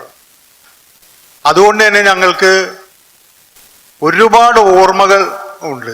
മാഷിനെ കുറിച്ച് ഞാൻ ഒരുപാട് സ്ഥലത്ത് ഇപ്പൊ ഈ ഒരു വർഷത്തിനിടയ്ക്ക് അല്ലെങ്കിൽ അതിനു മുൻപും മാഷിനെ കുറിച്ച് ഒരുപാട് കേട്ടിട്ടുണ്ട്. നമ്മളൊരു കുട്ടികൾക്ക് പറഞ്ഞു കൊടുക്കുന്ന കഥ പോലെ ആനയെ കാണുന്ന അന്ധരുടെ കഥ നമ്മളെല്ലാവരും പറയും. ഓരോരുത്തരും അവർക്ക് വേണ്ടത് മാത്രം തൊട്ട് സ്പർശിച്ച് അതിനെ മാത്രം പർവ്വതീകരിച്ച് പറയുന്ന ഒരവസ്ഥ. മാഷിന്റെ വ്യക്തിത്വത്തിൽ പലരും അങ്ങനെയാണ് അടയാളപ്പെടുത്തുക. മാഷിനെ മൊത്തമായി ഒരുപക്ഷെ സരസമായ മറ്റൊരു മാഷ് ഓരോ സ്റ്റേജിൽ നിന്ന് ഇറങ്ങി യാത്ര ചെയ്യുമ്പോൾ ആ സ്റ്റേജിൽ പ്രസംഗിച്ച ഓരോരുത്തരെ കുറിച്ചും അവർ പറഞ്ഞിട്ടുള്ള കാര്യങ്ങളെക്കുറിച്ചും അതിലെ ന്യൂനതകളും അല്ലെങ്കിൽ അതിൻ്റെ ഗൗരവമായ വശങ്ങളും ഒക്കെ ഓരോരുത്തരെയും ഓർത്തെടുത്ത് കൂടെ ഇരിക്കുന്നവരോട് പറഞ്ഞു കൊടുക്കുന്ന ഒരു മാഷ്. അപ്പോഴാണ് നമ്മൾ ശരിക്കും ഒരു വല്ലാത്തൊരു അത്ഭുത ലോകത്ത് പെട്ടുപോയ ഒരവസ്ഥ. നമ്മൾ ആ സ്റ്റേജിന് മുൻപിലിരുന്ന് കേട്ട് പ്രസംഗമല്ല. ഇവിടെ മുത്തു പറഞ്ഞല്ലോ സിനിമയുടെ കാര്യം.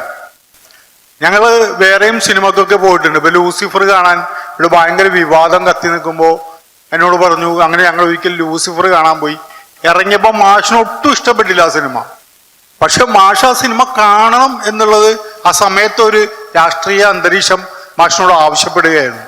അതുകൊണ്ട് തന്നെ തീർത്തും ഏതാണ്ട് 3 മണിക്കൂറുള്ള സിനിമ ഇതുപോലെ തന്നെ കവിതയിൽ ഞങ്ങൾ ചെന്നപ്പോൾ ഞങ്ങളെ സ്വീകരിക്കാൻ മാനേജർ അടക്കമുള്ളവർ വന്ന് സ്വീകരിച്ച് ഞങ്ങൾക്ക് സീറ്റൊക്കെ തന്ന് ആ സിനിമ തീരും വരെ മാഷ് അവിടെ ഇരുന്ന് അത് കാണുകയും ചെയ്തു.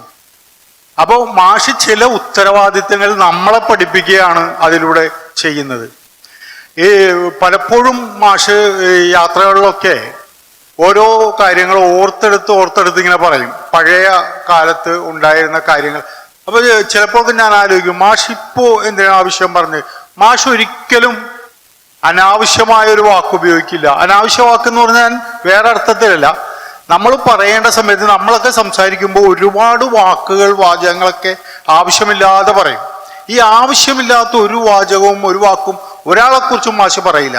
അപ്പൊ മാഷ് പറയുന്നുണ്ടെങ്കിൽ അതിലെന്തോ കാരണമുണ്ട്, അതെന്തുകൊണ്ടാണ് എന്നുള്ളതാണ് നമ്മൾ ചിന്തിക്കേണ്ട വസ്തുത. അത് പിന്നീട് ഞാൻ മനസ്സിലാക്കിയ ഒരു കാര്യമാണ്.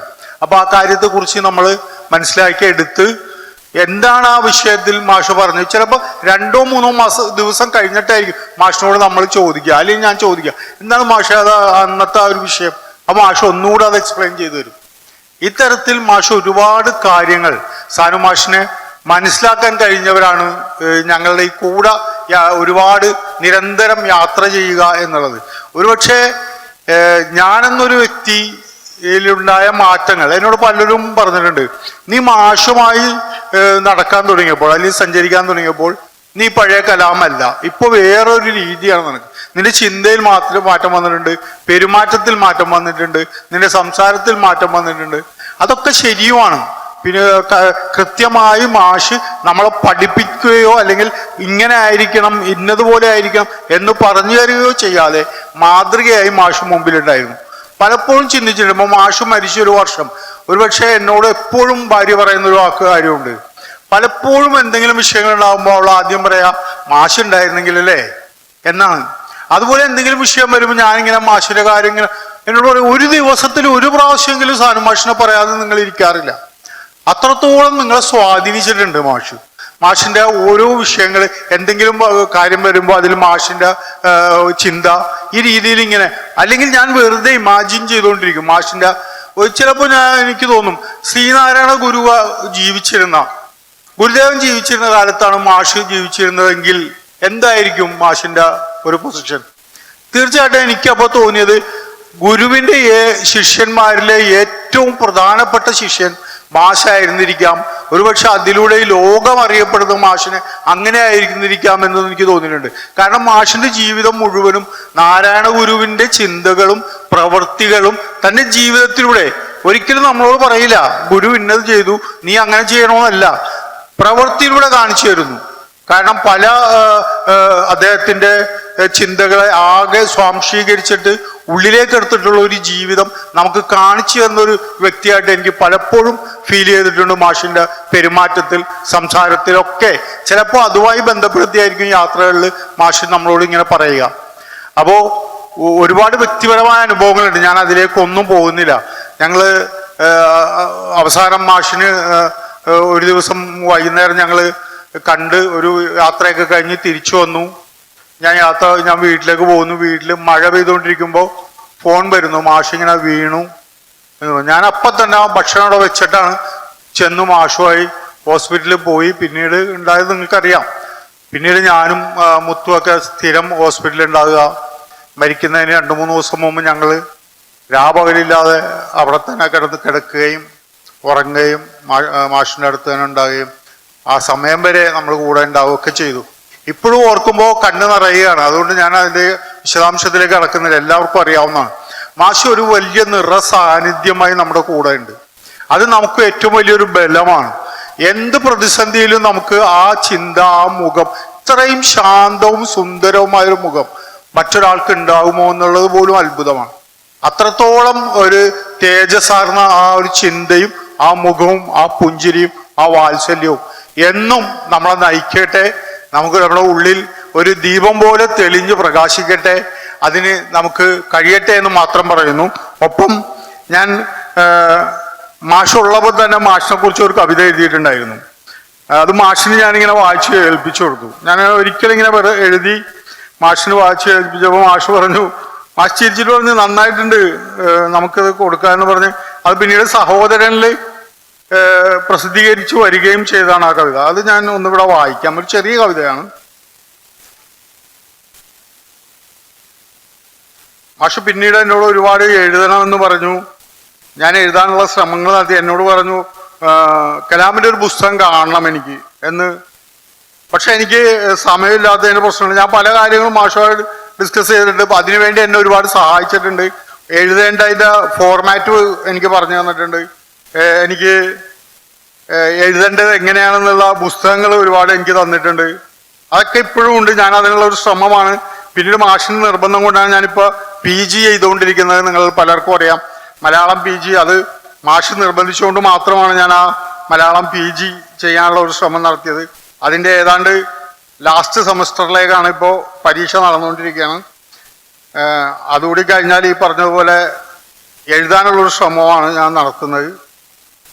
അതും മാഷിനോടുള്ള ഒരു തീർത്താത്ത ഒരു കടപ്പാടിൻ്റെ കൂടി വിഷയമായിക്കൊണ്ടാണ് ഞാൻ ആ എഴുത്ത് പൂർത്തീകരിക്കുന്നത്. ഒരു പുസ്തകമെങ്കിലും എഴുതണം എന്നുള്ള മാഷിൻ്റെ ഒറ്റ നിർബന്ധമാണ്. അത് ഞാൻ ചെയ്യും എന്നുകൂടി പറഞ്ഞുകൊണ്ട് ഈ കവിത വായിച്ചുകൊണ്ട് ഞാൻ നിർത്താം.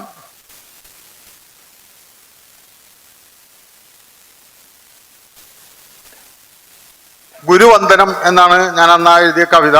കവിതയുടെ പേര്. കവിത ഇങ്ങനെയാണ്: സൂര്യകിരണ തേജസ്സിൻ ആൾരൂപം സൗമ്യദീപ്ത പ്രകാശമായി വിളങ്ങുന്നു. അറിവിൻ ചക്രവാള സീമയിൽ ഉദിച്ചു നിൽക്കുന്നൊരാ താരകം. വിജ്ഞാന ഫലങ്ങൾ വിളഞ്ഞ വിനയത്തിൻ മന്ദസ്മിത കാന്തിയും എന്നും പതിതന്റെ പാതയോരങ്ങളിലൊരു പാതേയമായി നിറഞ്ഞിടുന്നു. എവിടെ അന്ധത ഇരുൾ മൂടുന്നുവോ അവിടെയൊരു കൈ തിരികൊളുത്തിയിടുന്നു. എവിടെ അജ്ഞത വേദന ചാലുകൾ കീറുന്നുവോ അവിടെയൊരു സാന്ത്വന മന്ത്രമായി പെയ്തിറങ്ങുന്നു. കൃഷഗാത്രമേനിയിൽ നേർത്തുനീണ്ട വിരലുകളിൽ സ്നേഹത്തിന്റെ ഒരു കടലിരമ്പുന്നു. വറ്റാത്ത തൂലിക പടവുകൾ കയറി മലയാള ഭാഷയെ ശ്രേഷ്ഠമാം പീഠത്തിൽ കുടിയിരുത്തി. ഗുരുവാണ് ഞങ്ങൾക്ക്, മലയാള ഭാഷയ്ക്ക് ഗുരുവാണ് ഞങ്ങളുടെ ചിരകാല സ്വപ്നങ്ങൾക്കും. ആ പാതാരവിന്ദങ്ങളിൽ നമിക്കുന്നു ഞങ്ങൾ. ശ്രേഷ്ഠമാം അനുഗ്രഹത്തിനായി കുമ്പിടുന്നു. നന്ദി, നമസ്കാരം. അനിൽകുമാറും കലാമും ഒക്കെ മാഷിനെ പറ്റി എഴുതിയ കവിതകളാണ് നമ്മളിവിടെ കേട്ടത്. മാഷ് ഏറ്റവും ആദ്യമായി എഴുതിയ കവിത അത് ശ്രീ ബാഹുലേൻ എടപ്പള്ളി ഇവിടെ അവതരിപ്പിക്കുന്നതാണ്. നമ്മൾ ആരും കണ്ടിട്ടില്ല, ഞാൻ കണ്ടിട്ടില്ല. പ്ലീസ് അദ്ദേഹത്തെ നമ്മൾ സ്വാഗതം ചെയ്യാണ്. വേദിയിലും ഉള്ള വിശിഷ്ട വ്യക്തിത്വങ്ങൾ, പ്രിയമുള്ള സദസ്സനും നമസ്കാരം. ഒരു വർഷം എത്ര വേഗമാണ് കടന്നുപോയത്. പ്രൊഫസർ MK സാനുമാഷ് അന്തരിച്ചിട്ട് ഇന്നേക്ക് ഒരു വർഷം തികയുന്നു. അധ്യാപകൻ, നിരൂപകൻ, എഴുത്തുകാരൻ, വാഗ്മി, ജനപ്രതിനിധി എന്നീ നിലകളിൽ വ്യക്തിമുദ്ര പതിച്ച സാനുമാഷിന് പ്രണാമം.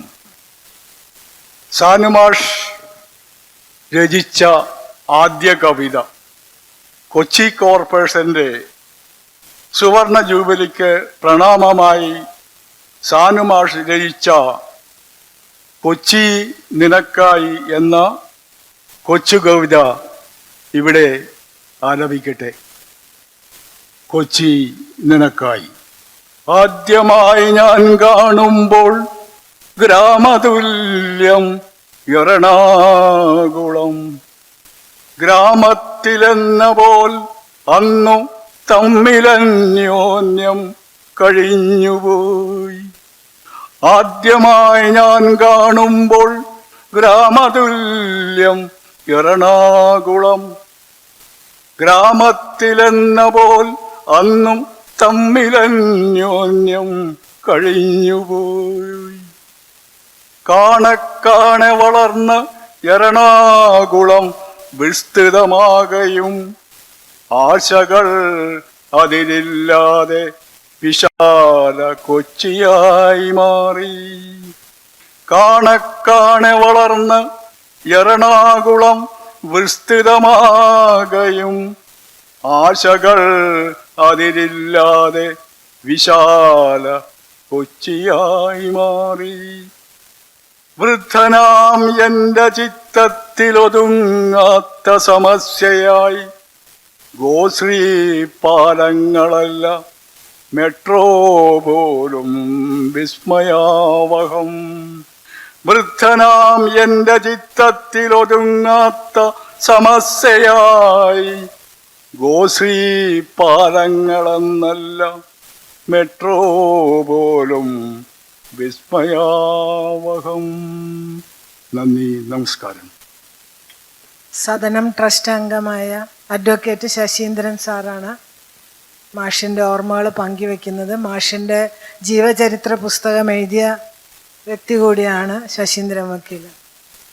ബഹുമാനപ്പെട്ട ജസ്റ്റിസ് PS ഗോകാൻ സാർ, സമാദരണീയനായ എറണാകുളം MLA ശ്രീ TJ വിനോദ്, എറണാകുളത്തിൻ്റെ സൗഹൃദത്തിൻ്റെ കൊടുമുടിയിൽ നിൽക്കുന്ന CG രാജഗോപാൽ, സദനത്തിൻ്റെ president Shari, secretary MR Geetha, ഇപ്പോൾ സാനുമാഷിൻ്റെ ഒരു ഗീതം ആലപിച്ച സുഹൃത്ത്, പേര് കിട്ടുന്നില്ല, ബാഹുലേൻ എളമക്കര, കലാം, പ്രിയപ്പെട്ടവർ, സാനുമാഷിൻ്റെ സ്മരണകൾ പങ്കിടാനാണ് ഈ യോഗം. അത് ചെയ്യണമെന്ന് എൻ്റെ സെക്രട്ടറി എന്നോട് ആവശ്യപ്പെടുകയും ചെയ്തു. ഏതായാലും രാവിലെ ഇവിടെ ഒരു സമ്മേളനം നടന്നു. ആ സമ്മേളനത്തിൽ വെച്ച് ഞാൻ നടത്തിയ എളിയ സാഹിത്യ പ്രവർത്തനങ്ങളെ മാനിച്ചുകൊണ്ട് സദനം സമ്മാനം നൽകുകയുണ്ടായി, പാരിതോഷികം നൽകുകയുണ്ടായി. ആ പാരിതോഷികം എനിക്ക് നൽകേണ്ടിയിരുന്ന ആള് എൻ്റെ ഗുരുവായ സാനുമാഷായിരുന്നു. അദ്ദേഹം ഇല്ല. ആ വേദന പങ്കിട്ടുകൊണ്ടാണ് ആകസ്മികമായിട്ട് നമ്മുടെ VD സതീശൻ മുഖ്യമന്ത്രി പറഞ്ഞത് ഒരു വിസ്മയമായിരുന്നു. ഞാനിവിടെ വന്നപ്പോൾ ഒരു സമ്മാനം ഉണ്ടെന്ന് അറിഞ്ഞതൊന്നും സ്വീകരിച്ചതല്ല. അപ്പം സാനുമാഷാണ് അത് തന്നില്ലല്ലോ, തരാൻ കഴിഞ്ഞില്ലല്ലോ, ഷാരിയാണ് തന്നത്. ഏതായാലും സദയം സ്വീകരിച്ചു. മാഷിനെ കുറിച്ച് പറയുമ്പോൾ മാഷ് നിലനിൽക്കുന്നത് നിരൂപകൻ, സാഹിത്യകാരൻ, പ്രഭാഷകൻ, ഇങ്ങനെ കുറേ കാര്യങ്ങളിലും മാഷിൻ്റെ അടിസ്ഥാനപരമായ മാഷിൻ്റെ സംഭാവന ജീവചരിത്ര സാഹിത്യത്തിലൊക്കെ. അത് വേദാന്തിയെക്കുറിച്ചാണെങ്കിലും കവിയെക്കുറിച്ചാണെങ്കിലും സാഹിത്യകാരനെ കുറിച്ചാണെങ്കിലും സിനിമാ നടനെ കുറിച്ചാണെങ്കിലും മാഷ് അതിൻ്റെ ആ വ്യക്തികളുടെ വേരുകൾ തേടിപ്പോയി അവരെക്കുറിച്ച് സമഗ്രമായി എഴുതാനുള്ള മാഷിൻ്റെ കഴിവ് വളരെ വളരെ വലുതാണ്. അതുകൊണ്ട് ഇത്രയേറെ ജീവചരിത്ര ഗ്രന്ഥങ്ങൾ എഴുതിയ മറ്റൊരാൾ നമ്മുടെ മലയാളക്കരയിൽ ജീവിച്ചിരിക്കുന്നില്ല. ഇപ്പം മോഹൻലാലിൻ്റെ കാര്യം പറഞ്ഞു, അദ്ദേഹത്തിൻ്റെ കടൽ കാണാനുള്ള സന്തോഷത്തെക്കുറിച്ച് പറഞ്ഞു. മാഷിന് കടലിൻ്റെയും ആഴവും ആകാശത്തിൻ്റെ നീലിമയും മേഘങ്ങളുടെ ഒഴുക്കും എത്ര കണ്ടാലും മാഷ് കൊതി മാറില്ല. കുട്ടിക്കാലത്ത് തുമ്പോളി കടപ്പുറത്ത് അദ്ദേഹത്തിൻ്റെ അച്ഛൻ അവിടുത്തെ വലിയ കുടുംബത്തിലെ കുട്ടികളെയൊക്കെ കൂട്ടി ആകാശം കാണാനും കടപ്പുറം കാണാനും പോയാൽ മാഷിൻ്റെ കുഞ്ഞു കണ്ണുകളെന്നും ആകാശങ്ങളെ വട്ടമിട്ട് ഉറക്കും. അത് തന്നെയാണ് മാഷ് മരിക്കുന്നവരെ ചെയ്യുന്നത്. എല്ലാ നാട്ടിലും മുഴുവൻ നടന്ന് സംസാരിച്ച് ആ യോഗങ്ങളെല്ലാം കഴിഞ്ഞ് വീട്ടിൽ പോകുന്ന വഴിക്ക് സമയം എത്ര വൈകിയാലും ഒന്നിലെ ഗീത കൂടുതലുണ്ടാവും, അല്ലെ ചന്ദ്രൻ കൂടെ ഉണ്ടാവും, അല്ലെ നമ്മുടെ മുത്ത് കൂടെ ഉണ്ടാവും. ആ മറൈൻ ഡ്രൈവിൽ പോയിരുന്ന് മാഷിങ്ങനെ ആകാശം നോക്കിയിരിക്കും. ആ രംഗത്ത് നിന്ന് മാഷിന്റെ കണ്ണിനെ ആ ആകാശത്ത് നിന്ന് പറിച്ചുകൊണ്ട് പോരാനായിട്ട് ഇവരെല്ലാം ബുദ്ധിമുട്ടും. മാഷ് പറയും കുറച്ചുകൂടി ഇരുന്ന് പോകാമെന്ന്. അപ്പൊ അത്തരത്തിലുള്ള വിസ്മയകരമായ ഒരു ലോകം മാഷ് ദർശിച്ചു.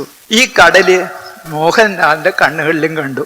മോഹൻലാലിനെ കുറിച്ച് മാഷ് എഴുതിയ പുസ്തകത്തിൽ മാഷ് എഴുതിയിട്ടുണ്ട്, കടലാഴങ്ങൾ ഞാൻ മോഹൻലാലിന്റെ കണ്ണുകളിൽ കണ്ടു എന്നാണ് പറഞ്ഞത്. അപ്പൊ അത്തരത്തിലുള്ള സൂക്ഷ്മ നിരീക്ഷണത്തെ കാവ്യാത്മകമായി അവതരിപ്പിക്കുന്നതിന് മാഷ് വലിയ കഴിവുണ്ടായിരുന്നു. ഞാനീ പറഞ്ഞു വന്ന മറ്റൊന്നുമല്ല, എൻ്റെ ജീവിതത്തിൻ്റെ ഗതി തിരിച്ചുവിട്ടത് മാഷാണ്. മാഷ് എന്നെ 5 കൊല്ലം പഠിപ്പിച്ചിട്ടുണ്ട്. മാഷിന്റെ മുഖത്ത് നോക്കി 5 കൊല്ലം ഇരുന്ന് കഥയും കവിതയും സാഹിത്യമൊക്കെ കേൾക്കാൻ കഴിഞ്ഞ ഒരു ഭാഗ്യം എനിക്കുണ്ട്. അതിനുശേഷം ആ ബന്ധം, ഞാൻ ഈ പൊന്നുരുന്തിക്കാരനായതുകൊണ്ടും മാഷ് കാരക്കാമരക്കാരനായതുകൊണ്ടും സാംസ്കാരിക രംഗത്ത് കൊച്ചുനാളിൽ തൊട്ട് പ്രവർത്തിച്ചു വന്നാളെന്നൊരു മാട്ട് സമ്പർക്കം എനിക്ക് നിരന്തരം ഉണ്ടായിരുന്നു. എന്നെ ഒരു ജീവചരിത്ര രചയിതാവായി മാറ്റിയത് മാഷാണ്. അതിലെ കഥാപാത്രങ്ങളൊക്കെ ഇവിടെയൊക്കെ തന്നെ ഇരിക്കുന്നുണ്ട്. ഞാൻ പറയാം, ആരോടും പറയാത്ത കഥയാണ് ഇത്. ഞാൻ ജീവചരിത്രം എൻ്റെ ആത്മകഥ എഴുതാത്തതുകൊണ്ട്, എന്നെക്കുറിച്ച് എഴുതാത്തതുകൊണ്ട് നിങ്ങളോടെങ്കിലും പറഞ്ഞിരിക്കാം. ഒരിക്കൽ നമ്മുടെ എറണാകുളത്ത് ഒരു ഓഡിറ്റോറിയത്തിൽ ഒരു കല്യാണം ആരുടെ എന്ന് വെച്ചാൽ നിങ്ങളൊക്കെ എല്ലാം അറിയും, KP ശിവദാസിന്റെ മകളുടെ കല്യാണം. KP ശിവദാസ് എൻ്റെ ശിഷ്യനാണ്, ഞാൻ ശിവദാസിനെ പഠിപ്പിച്ചിട്ടുണ്ട്. അപ്പൊ കല്യാണം കൂടി ഭക്ഷണം കഴിഞ്ഞ് അവിടെ ഇരിക്കുമ്പോൾ എൻ്റെ അടുത്ത് നമ്മുടെ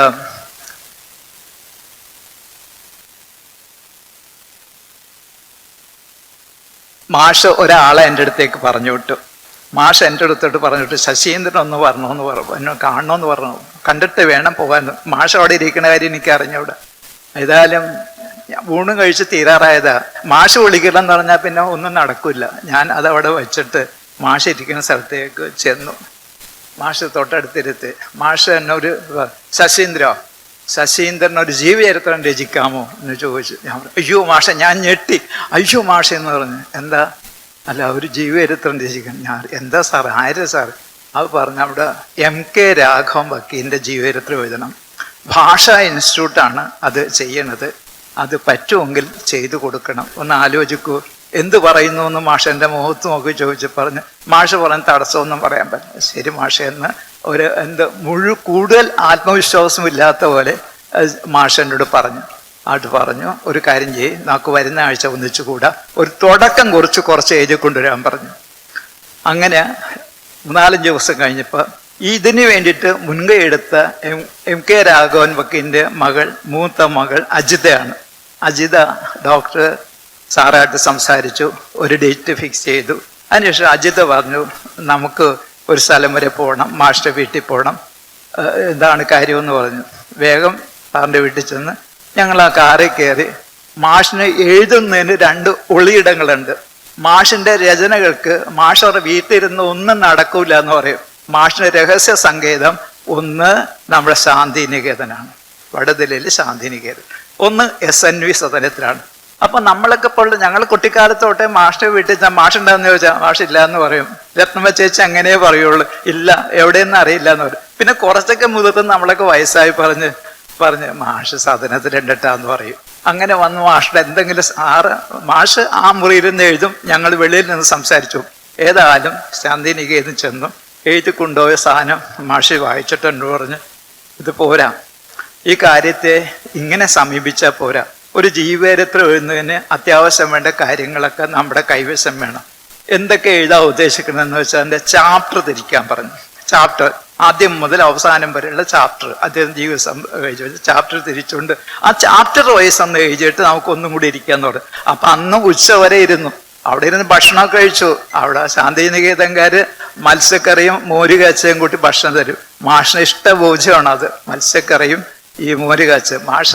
മാഷ ജീവരത്തെ എഴുതുന്നുണ്ട്, ആലപ്പുഴക്കാര് വയ്ക്കുന്ന മീൻകറിക്ക് പ്രത്യേക സ്വാദാണെന്ന് മാഷ എപ്പോഴും പറയും.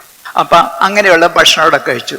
അതും കഴിഞ്ഞു. ഒരാഴ്ച കഴിഞ്ഞപ്പോഴത്തേക്കും മാഷ് പറഞ്ഞ കറക്ഷനൊക്കെ ഉൾക്കൊണ്ടുകൊണ്ട് ഞാൻ 2 ചാപ്റ്റർ എഴുതി അതേ സ്ഥലത്ത് തന്നെ അതേപോലെ തന്നെ ചെന്നിരുന്ന മാഷിനെ മുഖം പ്രസന്നത് ശരി കൊള്ളാം, ഈ രീതിയിൽ അങ്ങ് എഴുതി പൂർത്തിയാക്കിക്കൊള്ളാൻ പറഞ്ഞ് ആ പുസ്തകം പൂർത്തിയാക്കിയതിന് ശേഷം ഞാനത് മാഷിൻ്റെ അടുത്ത് കൊണ്ടേ കൊടുത്തതിന് ശേഷം മാഷ് അങ്ങനെ സൂക്ഷ്മമായിട്ടൊന്നും പരിശോധിച്ചില്ല.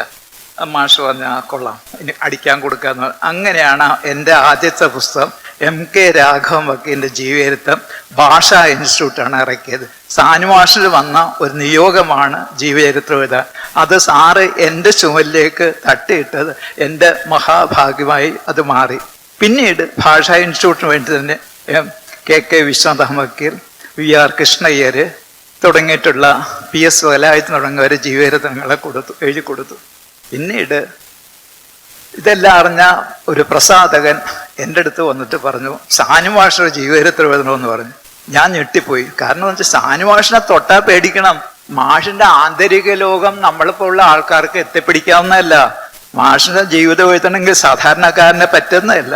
അപ്പൊ അതുകൊണ്ട് ഞാൻ ഭയങ്കര വിഷമിച്ചിട്ട് പറഞ്ഞു ഒരു കാര്യം ചെയ്യും, ഞാൻ മാഷുമായിട്ടൊന്ന് ആലോചിക്കട്ടെ എന്ന് പറഞ്ഞു.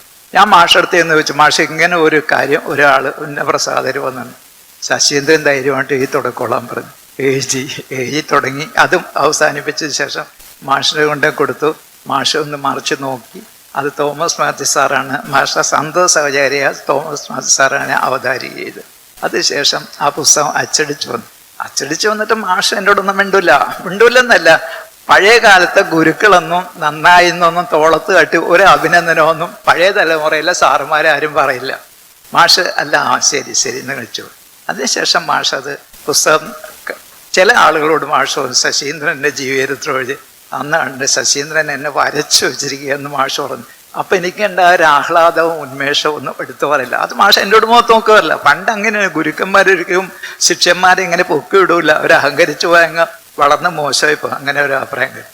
അതിനുശേഷം പിന്നീട് ഇത് 2021 സംഭവം. 2021 വരെയുള്ള മാഷിന്റെ ജീവിതത്തിൽ നമുക്ക് തർക്കങ്ങളോ ഒന്നുമില്ല. മാഷിന്റെ ജീവിതം സ്വച്ഛമായ ഒരു ഗംഗാനദി പോലെ ഒഴുകുകയാണ്. ഒഴുക്കുണ്ട്, സംഘർഷങ്ങളിലുമില്ല, സംഘടനകളൊന്നുമില്ല. മാഷിന് വേദാന്ത തത്വചിന്ത അത് എല്ലാ കാര്യങ്ങളും ദർശനങ്ങളായിട്ട് പോകും. 2021 ആയപ്പോൾ കാര്യങ്ങൾ മാറി. മാഷിന്റെ ഭാര്യ രത്നമ്മ ചേച്ചി മരിച്ചപ്പോൾ മാഷ് അപ്പോഴും ഇടക്കിടക്ക് പറയാറുണ്ടായിരുന്നു, ഞാൻ അവരൊക്കെ നോക്കാൻ ഞാനല്ലാതെ വേറെ ആരുണ്ട്? ഞാൻ ദൂരെ എങ്ങും പോകുന്നില്ല, പോയാൽ തൊട്ടടുത്ത് രാത്രി തിരിച്ചു വരാൻ വരുന്നതേ ചെയ്യുള്ളൂ. അവർ മരിച്ച ദിവസം മാഷൊരു പടം മാതൃഭൂമിയിൽ അടിച്ചു വന്ന്, അത് ഞാൻ ഇപ്പോഴും വെട്ടിക്കയ്യിൽ വെച്ചിട്ടുണ്ട്. മാഷിങ്ങനെ കൈ മുഖത്ത് വെച്ച് നിലയില്ലാ കയങ്ങളിൽ മുങ്ങിപ്പോകാൻ പോകുന്നൊരു മനുഷ്യൻ്റെ പടം. അത് ഗീത വെക്കണം, ഞാൻ തരാം, മ്യൂസിയത്തിൽ വയ്ക്കണം. അങ്ങനെ ഒരു പടം അടിച്ചു വന്നു. മാഷ് നിരാലംബനായി, എല്ലാം പോയി രീതിയിൽ. അത് മാഷിന്റെ ജീവിതത്തിൽ മാഷിനുണ്ടാക്കിയ ആഘാതം വളരെ വലുതാണ്. അതിനുശേഷം ഇവിടെ തേവര കോളേജിൽ നമ്മുടെ ഇന്ത്യയുടെ പ്രധാനമന്ത്രി നരേന്ദ്രമോദി വന്നു. അദ്ദേഹത്തിൻ്റെ പ്രസംഗം കേൾക്കാൻ സാനു മാഷ് പോയി. നേരത്തെ എന്നുകൊണ്ട് ആൾക്കൂട്ടത്തിരുന്ന് മാഷ് പ്രസംഗം കേട്ടു. പത്രക്കാരെല്ലാം ഇത് കണ്ടുപിടിച്ച് പിറ്റേ ദിവസം പത്രത്തിൽ ഭയങ്കര ഫ്ലാഷ് വാർത്തകൾ വന്നു. ഫ്ലാഷ് വാർത്തകൾ വന്നതിന് ശേഷം മാഷ് ഇരിക്കപ്പുറതില്ല, എല്ലാ ഭാഗത്തും അറ്റാക്ക്. മാഷ് പറഞ്ഞു, ഞാൻ എല്ലാ പ്രധാനമന്ത്രിമാരെയും പ്രസംഗം കേട്ടിട്ടുണ്ട്, വാജ്പേയിയുടെ പ്രസംഗം കേൾക്കാതെ പോയത് എനിക്ക് ഭയങ്കര നഷ്ടമായിട്ടായി കരുതുന്നു. അതുകൊണ്ട് മോഡിയുടെയെങ്കിലും കേൾക്കാമെന്ന് എഴുതിയിട്ടാണ് ഞാൻ അവിടെ പോയതെന്ന് മാഷൊരു പ്രസ്താവന ഇട്ട് മാഷ വിവാദം അടച്ചു. അപ്പം അതും ആളുകൾക്ക് സംശയം നിൽക്കുകയാണ്. അതിനുശേഷം പിന്നെ വിവാദമുണ്ട്. പിന്നെ വിവാദം എന്തായെന്ന് വെച്ചിട്ടുണ്ടെങ്കിൽ സുരേഷ് ഗോപി പണ്ഡിറ്റ് കർപ്പൻ പുരസ്കാരം, നമ്മുടെ പണ്ഡിറ്റ് പുരസ്കാരം സമർപ്പിക്കുന്നതിന് ആർക്കാണ്? സുരേഷ് ഗോപിക്ക് സമർപ്പിക്കാൻ. സുരേഷ് ഗോപിക്ക് സമർപ്പിക്കാനായിട്ട് ആ സംഘത്തിന്റെ ആളാണ് മുത്തു. മാഷിനെ ക്ഷണിച്ചു. അത് ചില ആളുകൾക്ക് ഇഷ്ടമായില്ല, മാഷോടെ പോകാൻ പാടില്ല. അപ്പൊ ഇവരൊക്കെ ഈ സമ്മാനം കൊടുക്കാൻ തീരുമാനിച്ച ആൾക്കാർ, ഞങ്ങളുടെ സമ്മാനം നേരത്തെ സുഗതകുമാരിക്ക് കൊടുത്തിട്ടുണ്ട്, അമൃതാനന്ദമായി ദേവിക്ക് കൊടുത്തിട്ടുണ്ട്, ഇത് പ്രത്യേകിച്ച് ഒരു വിഭാഗത്തിൻ്റെതല്ല, മാനവികതയെ മാനിക്കുന്ന ആളുകൾക്കുന്നതാണ്, അതുകൊണ്ട് സുരേഷ് ഗോപിക്കുള്ള പുരസ്കാരം സാറ് തന്നെ കൊടുക്കണമെന്നുള്ള വാദത്തിലാണ് അവർ വന്നത്. പക്ഷെ ഇതിനെ എതിർക്കുന്ന ആൾക്കാർ മാഷിൻ്റെ അടുത്ത് ചെന്ന്, മാഷ് വളരെ വിഷ്ണനാണ്, മാഷ് ഇത്രയേറെ സംഘർഷം ചെല്ലാമെന്ന് പറഞ്ഞാണ്, എങ്ങനെ ചെല്ലാതിരിക്കും? ഒടുവിൽ മാഷ് സാമൂഹ്യ ബോധങ്ങളും സാമൂഹ്യ ബന്ധത്തെ മുൻനിർത്തി മാഷ് പോകാൻ മാഷ് പറഞ്ഞ ചില തെറ്റിദ്ധാരണകളുടെ പുറത്തേണ്ടതാണ്, ഞാനത് പോകുന്നില്ല എന്ന് സാറ് പറഞ്ഞ ആ പ്രശ്നത്തെ സാർ ഇങ്ങനെ ഊതി തണുപ്പിച്ചു. പിന്നീട് സി രാധാകൃഷ്ണനാണ് ആ അവാർഡ് കൊടുത്തത്. സി രാധാകൃഷ്ണൻ സാറാണ് അവാർഡ് കലൂര് വെച്ച് കൊടുത്തു. അപ്പോൾ സുരേഷ് ഗോപി വളരെ വയലൻ്റായി. സുരേഷ് ഗോപിയുടെ അമ്മയും മാഷും തമ്മിലൊരു ബന്ധമുണ്ട്.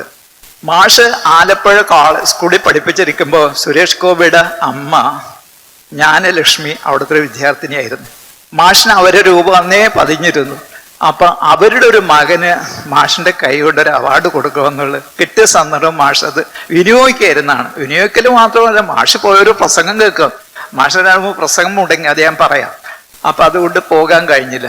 സുരേഷ് ഗോപി അങ്ങോട്ട് വളരെ എന്താ ഒരു വെടിയേറ്റ ഒരു സിംഹത്തെ പോലെ അങ്ങോട്ട് കയറി. അദ്ദേഹം പറഞ്ഞു, ഇതിന് ഞാൻ പ്രതികാരം ചെയ്യും. അദ്ദേഹം എം പി ആണ്, രാജ്യസഭ എം പി ആണ്. കാരണം ഇദ്ദേഹം ഒരു താല്പര്യം സുരേഷ് ഗോപിയുടെ അടുത്ത് പ്രകടിപ്പിച്ചിരുന്നു. സാനി മാഷ്, എനിക്ക് വിക്രാന്തിലൊന്ന് കയറണമെന്ന്, വിക്രാന്ത് നീറ്റിറക്കുമ്പോൾ ഒന്ന് കയറണമെന്ന് പറയുന്നത്. ഏതായാലും അദ്ദേഹം ആ അവസരം വിനിയോഗിച്ച്, ആ പ്രാവശ്യം പറ്റിയില്ല, ചില സാങ്കേതിക തടസ്സം. പിറ്റേ പ്രാവശ്യം അദ്ദേഹം മന്ത്രിയായിട്ടില്ല, നരേന്ദ്രമോദിയുടെ അടുത്ത് പറഞ്ഞു, കേരളത്തിൽ ഇദ്ദേഹം സാനു എന്ന് പറയുന്ന ഒരു ഗുരുശ്രേഷ്ഠനുണ്ട്, അദ്ദേഹത്തിന്റെ ആഗ്രഹമാണ് വിക്രാന്തിൽ കയറണമെന്നുള്ളത്. വേഗം അപ്പം തന്നെ ഇവിടുത്തെ നേവൽ കമാൻഡിനോട് വിളിച്ചു പറഞ്ഞ് പോകാനുള്ള സന്ദർഭം ഒരുക്കി മാഷ് സുരേഷ് ഗോപി വിക്രാന്തിൽ കയറ്റി കൊണ്ടുപോയി. അതൊക്കെ ഒരുപാട് വിവാദങ്ങൾക്കുണ്ടായി.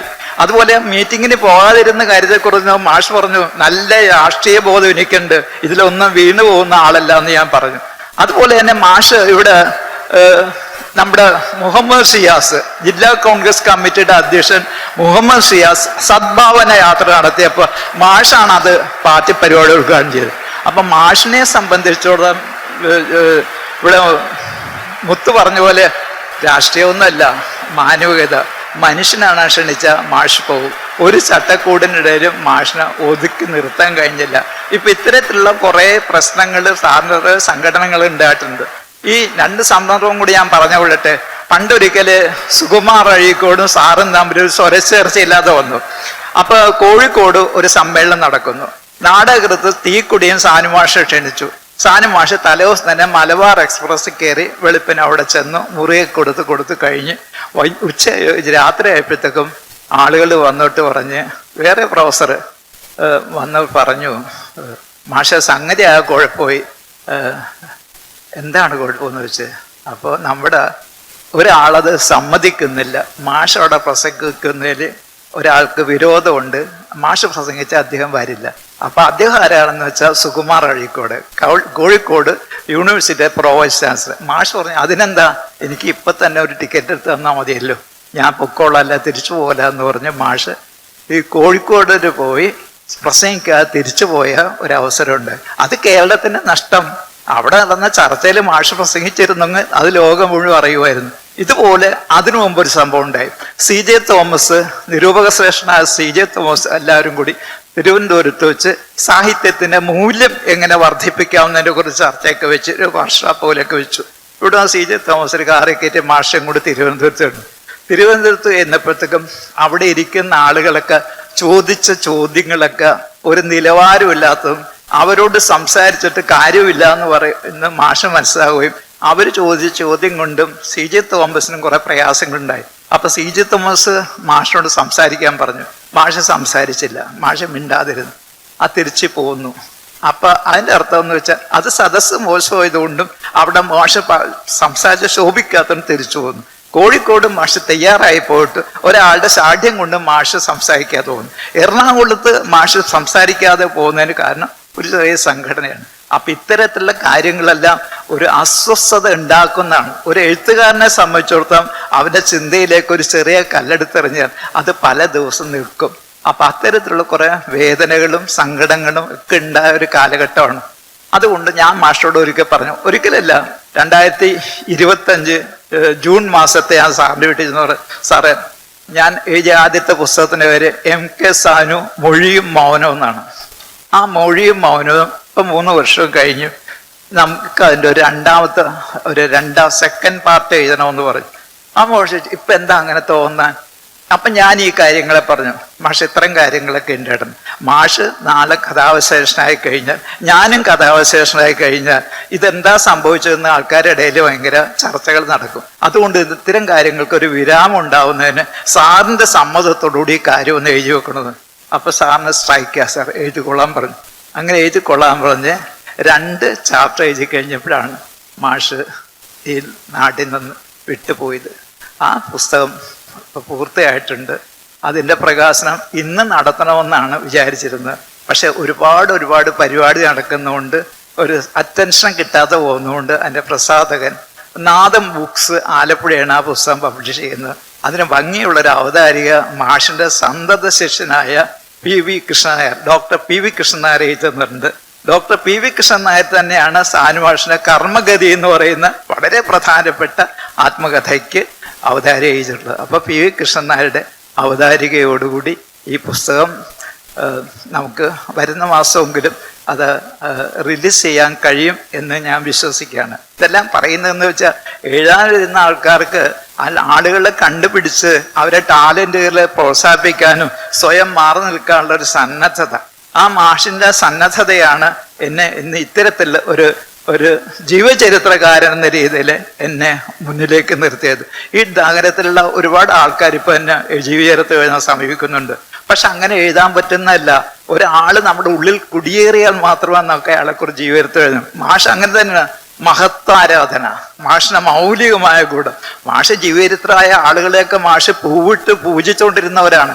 എന്തെങ്കിലും മഹത്വവും ലോകത്തിന് വേണ്ടിയിട്ട് എന്തെങ്കിലും സംഭാവന ചെയ്ത ആളുകളെ മാത്രമേ മാഷ് മൈൻഡ് ചെയ്തിട്ടുള്ളൂ. അപ്പൊ അങ്ങനെയുള്ള ആൾക്കാരെ കുറിച്ച് എഴുതി കിട്ടുമ്പോൾ കിട്ടുന്ന ഒരു ആത്മസുഖം, ഇതാണ് മാഷ് പറഞ്ഞത്. ഒരാളെ കുറിച്ച് നമ്മൾ എഴുതി കിട്ടുമ്പോൾ കിട്ടുന്ന ആത്മസുഖം, ആ ആത്മസുഖം അനുഭവിക്കുന്നതിനാണ് മാഷ് ജീവചരിത്രം എഴുതിക്കൊണ്ടിരിക്കുന്നത്. ചില ആൾക്കാരെ വിമർശിക്കുന്നു, ഇത് മഹത്വ ആരാധനയാണെന്ന് പറയും. മഹത്വം ആരാധിക്കപ്പെട്ടാൽ മാത്രം പോലെ അത് ജനങ്ങളോട് വിളിച്ചു പറയണം. ആ വിളിച്ചു പറയുന്നതിന് മാഷിന്റെ അധ്വാനവും മാഷ് ഉറക്കൊഴിക്കലും മാഷ ചിന്തയും എല്ലാം കുറേ ഉണ്ടായിട്ടുണ്ട്. അപ്പൊ അത്തരത്തിലുള്ള ട്രാക്കിലേക്ക് മാഷെന്നെ തള്ളിയിട്ടു. അതിനുശേഷം ഞാൻ 8 ജീവചരിത്രങ്ങൾ എഴുതി. ജീവിതത്തിൽ ഒരിക്കലും പ്രതീക്ഷിച്ചിരുന്നില്ല ഇങ്ങനെ ഇത്രയേറെ പുസ്തകങ്ങളൊക്കെ എഴുതാൻ കഴിയുമോ എന്ന്. അതിൽ ഏറ്റവും അവസാനം ഇപ്പോൾ വരുന്ന ഈ മാസം തന്നെ റിലീസ് ചെയ്യേണ്ടതാണ് പ്രൊഫസർ PS വേലായുധനെ കുറിച്ചുള്ള ജീവചരിത്രം. S professor P S Velayudhan മഹാരാജാസിലെ കണ്ട തദ്ദേശീയനായ പ്രഗത്ഭനായ കർക്കശനക്കാരനായ അക്കാഡമിഷ്യനായ ചരിത്രകാരനായ വലിയ പ്രൊഫസറായിരുന്നു. അദ്ദേഹത്തെ ജനങ്ങൾ മറന്നു തുടങ്ങി.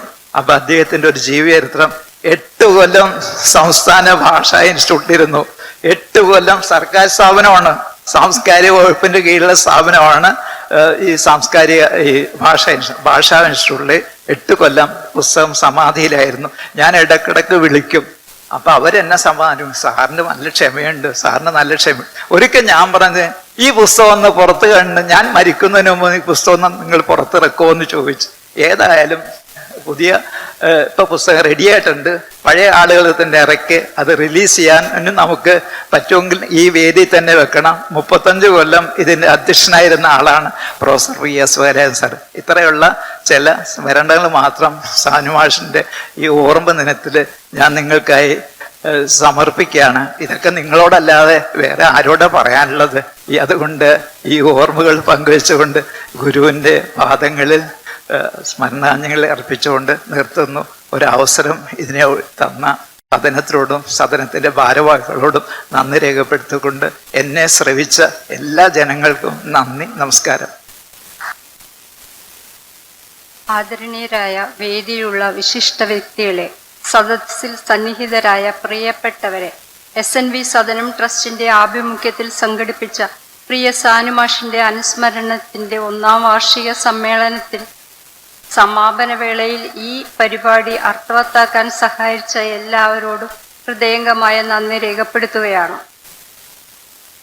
ഈ ചടങ്ങിൽ സാന്നിധ്യം കൊണ്ട് ഞങ്ങളെ ആദരിച്ച എല്ലാവർക്കും നന്ദി. എന്നിവർ ഞങ്ങളുടെ ഹൃദയം നിറഞ്ഞ നന്ദി അറിയിക്കുന്നു. എല്ലാവരുടെയും സാന്നിധ്യവും പ്രചോദനാത്മകമായ വാക്കുകളും സാനുമാഷിന്റെ മഹത്തായ ജീവിത സേവനങ്ങൾക്ക് നൽകിയ അംഗീകാരവുമായി ഞങ്ങൾ ഇതിനെ കാണുന്നു. ഈ പരിപാടിയുടെ വിജയത്തിനായി ആത്മാർത്ഥമായി പ്രവർത്തിച്ച ശ്രീ CG രാജഗോപാൽ, ശ്രീ രഞ്ജിത്ത് സാർ എന്നിവർക്കും നന്ദി അറിയിക്കട്ടെ. ഏറ്റവും പ്രധാനമായി ഈ അനുസ്മരണ സമ്മേളനത്തിൽ പങ്കെടുത്ത് സാനുമാഷിനോടുള്ള സ്നേഹവും ആദരവും പ്രകടിപ്പിച്ച എല്ലാ പ്രിയപ്പെട്ടവർക്കും ഞങ്ങളുടെ ആത്മാർത്ഥമായ നന്ദി രേഖപ്പെടുത്തുന്നു. നിങ്ങളുടെ ആത്മാർത്ഥ സാന്നിധ്യമാണ് ഈ ചടങ്ങിന്റെ ഏറ്റവും വലിയ ശക്തിയും വിജയവും. ഒരിക്കൽ കൂടി എല്ലാവർക്കും ഹൃദയം നിറഞ്ഞ നന്ദി പറഞ്ഞുകൊണ്ട് നമസ്കാരം.